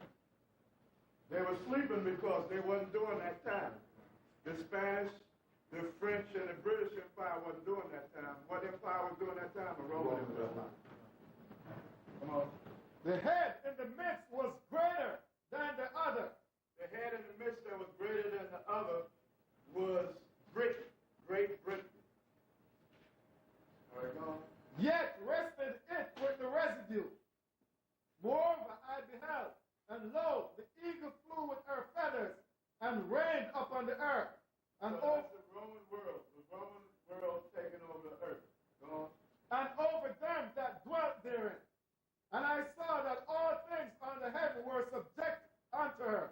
So they rule the whole world, like it says in the book of Daniel.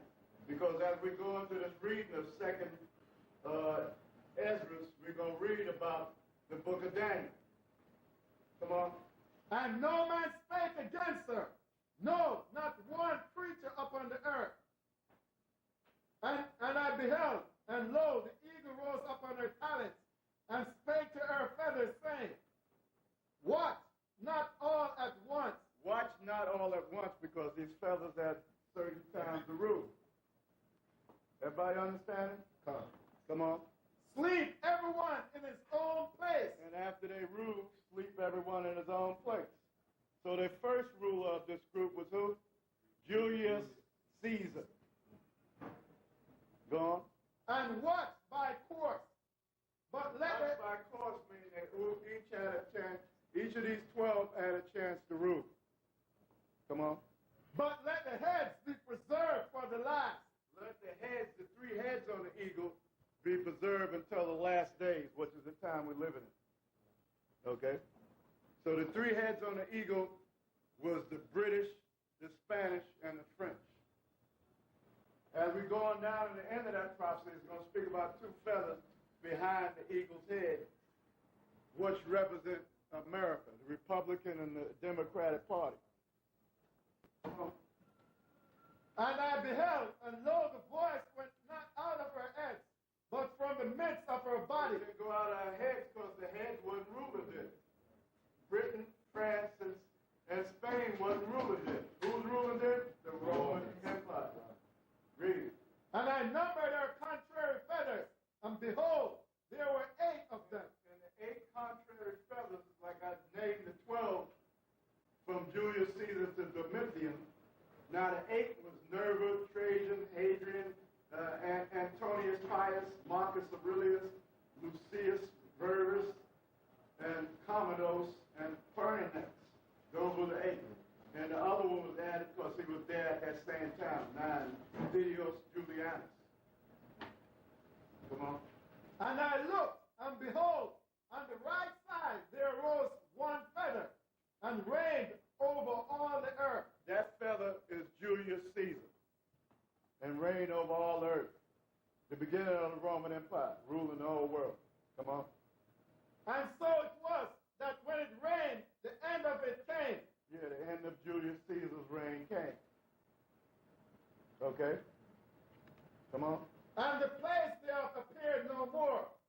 So the next following stood up and reigned, and had a great time. The next stood up and reigned and had a great time, greater than all the rest of them. That was Augustus. And I got the time in this book. Augustus ruled from 27 BC to 14 AD. He ruled longer than any of them. It's going to say that. And had a great time. And it happened that when it rained, the end of it came also, like as the first, so that it appeared no more. Then came there a voice unto it and said, Hear, thou that hast borne rule over the earth so long. This I say unto thee, rule over the earth so long. Go on. Before thou beginnest to appear no more. There shall none after thee attain unto thy Read it time. again so it'll be clear. There shall what? There shall none after thee attain unto thy time. There shall none after thee attain to thy time. So that was Augustus Caesar. So he said nobody would rule as long as Augustus Caesar in this line of the Romans. And the proof is right in the book what I just read. He ruled longer than any of them. Go on. Neither unto the half thereof.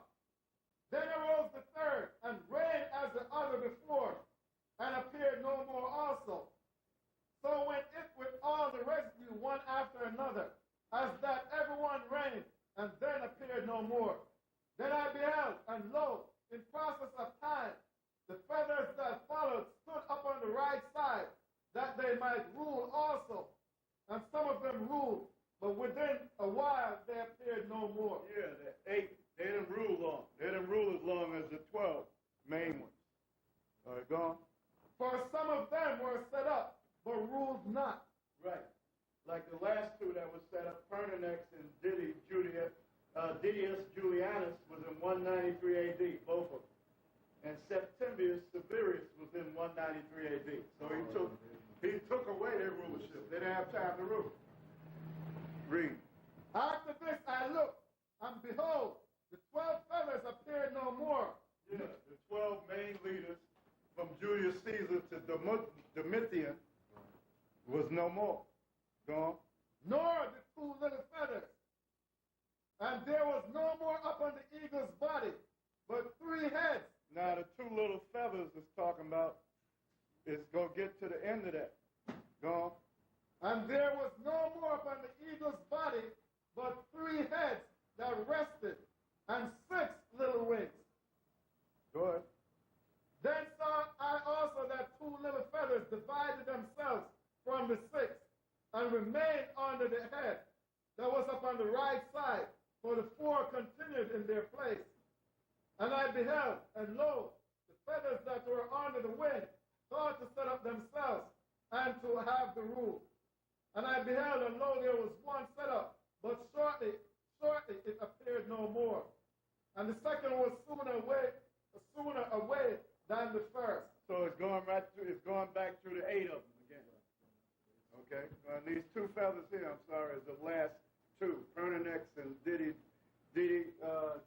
Julianus, whom Septimius took from their rulership. Come on. And I beheld, and lo, the 2 that remained thought also in themselves to reign. And when they so thought, behold, there awake one of the heads that were at rest, namely it that was in the midst, for that was greater than the 2 other heads. So this head that awoke in the midst there was talking about Great Britain. Come on. And then I saw that the 2 other heads were joined with him. And behold, the head was turned with them that were with it, and did eat up the 2 feathers under the wing that would have reigned. But this head put the whole earth in fear, and bare rule in it over all those that dwelt upon the earth, with much oppression. And it had the governance of the world more than all the wings that had been. So the British, the French, and the Spanish, they were ruling over the whole world, but we interrupted their empire. We know about that part. Go ahead. Where you at now? The 33rd verse. Come on. And after this I beheld, and lo, the head that was in the midst suddenly appeared no more, like as the winds. But there remained the 2 heads, which also in like sort ruled upon the earth, and over those that dwell therein. And I beheld, and lo, the head upon the right side devoured it, that was upon the left side. Then I heard a voice. War between the Spanish and the French and the British. Go on. Then I heard a voice which said unto me, Look before thee, and consider the thing that thou seest. And I beheld, and lo, as it were a roaring lion. Now this roaring lion is Jesus Christ. Now it gives you Revelations 5 and 5. Revelations 5 and 5. Revelation, the 5th chapter and the 5th verse. And one of the elders said unto me, Weep not. Behold, the Lion of the tribe of Judah, the root of David, hath prevailed to open the book and to loose the 7 seals thereof. So this lion represents Christ. So the lion chased out of the woods, as it were, a roaring lion chased out of the woods. Go back to it again. Right. And I beheld, and lo, as it were, a roaring lion chased out of the wood. There's a 2nd Ezra, the 11th chapter, 36th verse. And I saw that he sent out a man's voice unto the eagle. Give it again. The 2nd Ezra, 11th chapter, and now the 37th verse. And I beheld, and lo, as it were, a roaring lion chased out of the wood. So that's Jesus Christ. Go on. And I saw that he sent out a man's voice unto the eagle. So the lion sent out a man's voice unto the eagle. Remember, Christ was in the Roman Empire. They put him to death. Right. Remember, he was during the time of the Roman Empire. So y'all can understand, right? There we go. And said, Hear thou, I will talk with thee, and the highest shall say unto thee, Art not thou it that remainest of the 4 beasts? Now the 4 beasts is talking about, to let you know, it's talking about exactly what I told you. It gives Daniel 7 and 3. Go to Daniel 7 and 3. That Daniel 7, chapter 3rd verse. Daniel 7:3. And four great beasts came up from the sea. So these four great beasts was the Babylonian Empire, the Medes and the Persian Empire, beast number 2, the Greek Empire, beast number 3, the Roman Empire, beast number 4. What are we in? Right, we're in the Roman Empire. All right, go on. Diverse one from another. Yeah, go back. So this is 2nd Esdras 11th chapter and the 39th verse. Art not thou in the remainest of the four beasts? So what remaineth for the four beasts? America. Okay. And them little groups of the 10 horns. Britain, France, so on. That remaineth of the Roman Empire. So it then brought us up to the time we live in now. Everybody see that? Whom I made, read it again. Art not thou in the remainest of the four beasts, whom I made to reign my world, that the end... Read it again. Whom I made to reign in my world. Art not thou in the remainest of the four beasts, whom I made to reign in my world, that the end of their times might come through them. That the end of their times. Are we living in the end? Are we living in the last days? Right. So I know without a shadow of a doubt that's what it's talking about. Y'all see that, right? All right, go on. And the fourth came and overcame all the beasts that were past. The fourth beast was who? The Roman Empire. And that's the empire we're in. Go on. And had power over the world with great fearfulness, and over the whole compass of the earth. Are they not ruling the whole earth? Remember it said in Job 9:24, the earth was given into the hands of the wicked. Who is that? The white man. That's the proof of it. With much what? With much wicked oppression. And don't they have wicked oppression? So who's this talking about? Class? All right, go on. And so long time. Not just America, all of them. And so long time dwelt he upon the earth with and so long time have he been ruling. Have he been ruling a long time? Right. Yeah. Go on. And so long time dwelt he upon the earth with deceit. What is deceit? Lies. So what is he having deceit about? Christianity, which is lies. Because he's not teaching the truth about that. Because the white people are not the Israelites. White people are not Jesus Christ, and so on. So what have he been teaching? Lies. So that's talking about his church philosophy. Read on. For the earth hast thou not judged with truth. So what they calling themselves, what? The Christians, and they trying to judge everybody. Like on their money, they say, in what? God we trust. And they out there in the world like they're the righteous, trying to judge everybody. But are they judging everybody with truth? No. What are they judging with? Lies. All right, go on. For thou hast afflicted the meek. Who's the meek that they have afflicted? Israel. Yeah, us. We're the meek. Go on. Thou hast hurt the peaceable. Who's the peaceable that he afflicted? Israel. That's us too. The Indians was at peace with him when he came in. How did he treat them? Huh? Treachery. Go on. Thou hast loved liars. And don't he love liars? Who is the liar? His preachers. Okay. Go on. And destroyed the dwellings of them that brought forth fruit. So he destroyed the dwellings of Ephraim. Call that port of riches. He destroyed the dwellings of the Israelites throughout North, South, and Central America. And he's occupying our dwelling and brought us over here on the slave ship, right? Benjamin, Judah, and Levi. Come on. And has cast down the walls of such as did me no harm. And he cast down the walls of the Indians. They didn't do him no harm. They were treating him good. But he came and destroyed the land, right? Therefore is thy wrongful dealing come up unto the highest. So his wrongful dealings that come up before the Most High. Like it said in Revelations 18:4. Go on. And thy pride unto the mighty. The highest also. Is he a proud man? Yeah. He's a faggot. He's proud too. He's proud to be a faggot, proud to be a lesbian. He say ain't nobody bringing him down. The highest also what? The highest also has looked upon the proud times, and behold, they are ended. So the man's times is coming to what? An end. Come on. And his abominations are fulfilled. And his abomination, what is his abomination? What is the main abomination? Being a faggot, right? Lesbian and all that. What is his other abomination? Yeah, lies. Teaching of Christianity. What is his other abomination? Polluted their air, polluted the water, polluted the earth. All right, come on. And therefore appear no more thou eagle. He ain't going to appear no more. Most High taking him off the scene. Nor thy horrible winds. Nor any of his people to rule. Nor thy wicked feathers. Meaning the same thing. Any of his people to rule. Nor thy malicious heads. The three heads. The French, the Spanish, and the British. Nor his malicious heads.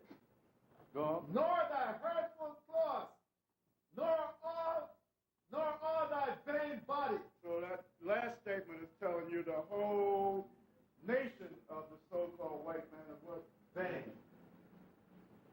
Did y'all get that understanding? All the so-called white people are vain, no matter where they're at. Who's saying this? Read. That all the earth may be refreshed. Yeah, that all the earth may be refreshed means all earth. Means the air, the water, the animals, because everything's catching hell since he's ruling. And us. Go on. And may return, being delivered from thy violence. And we're going to be delivered from his violence. Go on. And that she may hope for the judgment. Ain't we hoping for the judgment? And mercy of him that made her. Okay, now, let's jump to the 10th verse of the 12th chapter. The second Ezra is the 10th chapter. The 12th chapter and the 10th verse. And he said unto me, this is the interpretation of the vision. The eagle whom thou sawest come up from the sea is the kingdom which was seen in the vision of thy brother Daniel. So I know this, and I know what I'm teaching is the truth. So it's telling me right there. Okay? Because in Daniel starts from the Babylonian Empire, and the fourth empire was the what? The Roman world, the white world. And that's what he's talking about here. He said this is the fourth empire. Y'all got that? So I know what I'm telling you is right. And y'all know it now too, right? Because that's the proof on it right there. Now, I'm going to end with that and continue on. Wait, no. I'm sorry. Let's jump down to, because the tape is coming to an end, and I'm going to continue with this some more in another place. Read the 22nd verse. The second Ezra is the 12th chapter and the 22nd verse. And whereas thou sawest three heads resting, this is the interpretation.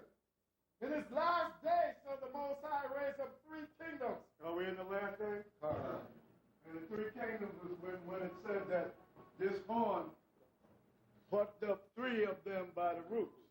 This horn in the book of Daniel is who? America. And the three that America plucked up by the roots was who? The French, the Spanish, and the British. Spanish-American War, French-American War, the War of Independence against Britain. All right, go on. And renew many things therein. And they shall have the dominion of the earth. And they renewed the philosophies of the Roman Empire over. Go on. And of those that dwell therein with much oppression. And did they oppress us? Above all those that were before them. Come on, but this white man was more wicked than any nation on the planet. Go on. Therefore are they called the heads of the eagle. Where you at? Now the 24th verse, the end of it. Right, go on. For these are they that shall accomplish his wickedness, and that shall finish his last end. Yeah, so we're coming up to the end, so we're knowing that this is right what I'm telling you.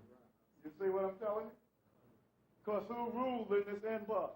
The British, the French, before we got to America, right? And who's ruling now? America. Come on. And whereas thou sawest that the great head appeared no more, it signified that one of them shall die upon his bed. And No, I said I was going to look into that and see if that was one of them kings over England that died upon his bed. They made a movie about King George. Read on. And yet with pain, for the two that remain shall be slain with the sword. For the sword of the one shall devour the other. Yeah, the French and the British. I mean, the French and the Spanish. Go on. But at the last shall he fall through the sword himself. And whereas thou sawest two feathers under the wings fastened over the head, that is on the right side, it signified that these are they whom the highest hath kept unto their end. That's America. You got that? And the two feathers there represent what?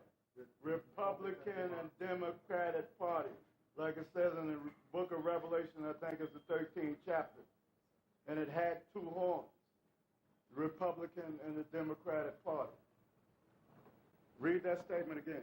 Tell them where you're at. This is 2nd Esdras, the 12th chapter and the 29th verse. Come on. And whereas thou sawest two feathers under the wings fastened over the head, that is on the right side, it signified that these are they whom the highest hath kept unto their end. So who has he kept to the end? America. Everybody. America. Come on. This is a small kingdom and full of trouble. This is the small kingdom. It's telling you. So what is this kingdom? America. Is it full of trouble? It's getting ready to have a race war. Go on. As thou sawest, and the lion whom thou sawest rising up out of the wood, and roaring and speaking to the eagle, and rebuking her for her unrighteousness. And rebuking her for her unrighteousness. This is Jesus Christ. Go on. With all the words which thou hast heard. This is the anointed. Who's the anointed? Christ. What is his name? Christ. It means anointed. Y'all see that? There we go. This is the anointed which the highest hath kept for them, and for their wickedness unto the end. He shall reprove them. How is Christ going to reprove them? He's coming in the heavens with the angels to destroy them. You see how heavy this is? This is history. Go on, read on. And shall upbraid them with their cruelty. He's going to upbraid them. He's going to overturn them. He's going to destroy them. Root them up out of their kingdom. How you going to root them up with? Yeah, go on.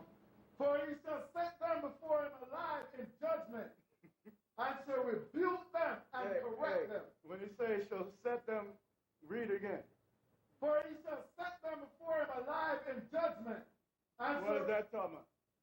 Slavery. He's going to set them before him alive in judgment, slavery. Remember, we're going to kill some of them. 149th Psalm said we're going to kill some of them with the sword. And the ones that's not killed with the sword, we're going to put them in what? Right. Okay. Come on. And shall rebuke them and correct them.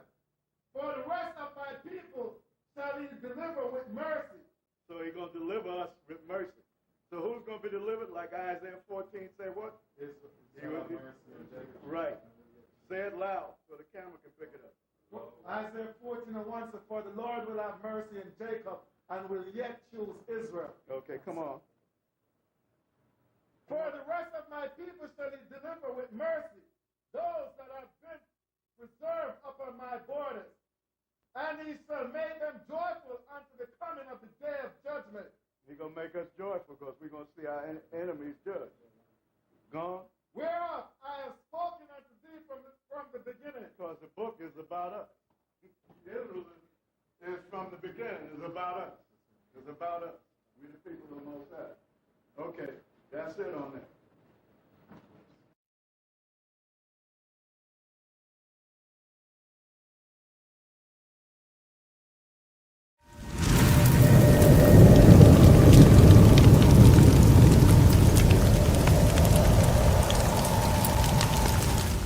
From 100.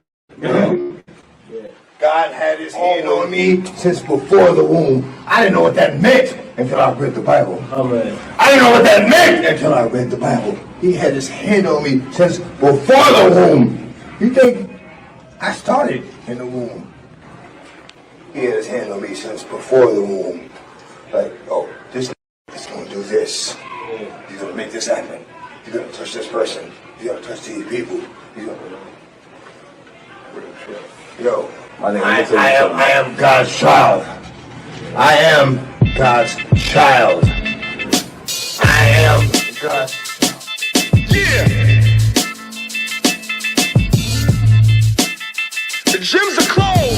I gotta get this aggression out. Let's go. I describe myself as cold with a conscience. Can't roll with the nonsense. Don't mistake the cover of the book for its contents. I might show you kindness, swim with the piranhas. Things that we forget and to come back and remind us. Like we all have a past we wanna put behind us. Designed to be good, but evil always seems to find us. A man can only change the things he acknowledges. Plus this beat is flame with skills over politics. Won't be the same. What really has me stressing out? The gyms are closed, so I can't get this aggression out. Before we get the promises, there must be offenses. The Bill Gates of hell won't prevail against us. They don't really want, but we speak it to them. They don't really want, but we teach it to them. They don't really want, but we give it to them. We got the whole package, baby. They don't really want, but we speak it to them. They don't really want, but we teach it to them. They don't really want, but we give it to them. We got the whole package, baby. Say my prayers. Thank God for blessing me. My life's an open book. Could that be why they're testing me? Maybe everything I do is done out of necessity. Stock is on the rise. I think you should invest in me. It's not strange. I'm money like blockchain. Except the things in life that I cannot change. Chant down Babylon. Payback is coming. I ain't LeBron James. You thought I came back for nothing? The game is canceled in the blink of an eyelash. Flow is sick. Grab your N95 mask. The new normal. It gets even scarier. All black and white. There is no gray area. Plain as day. We got the whole package, baby. Competition, their rhymes are all average. And that's my 16.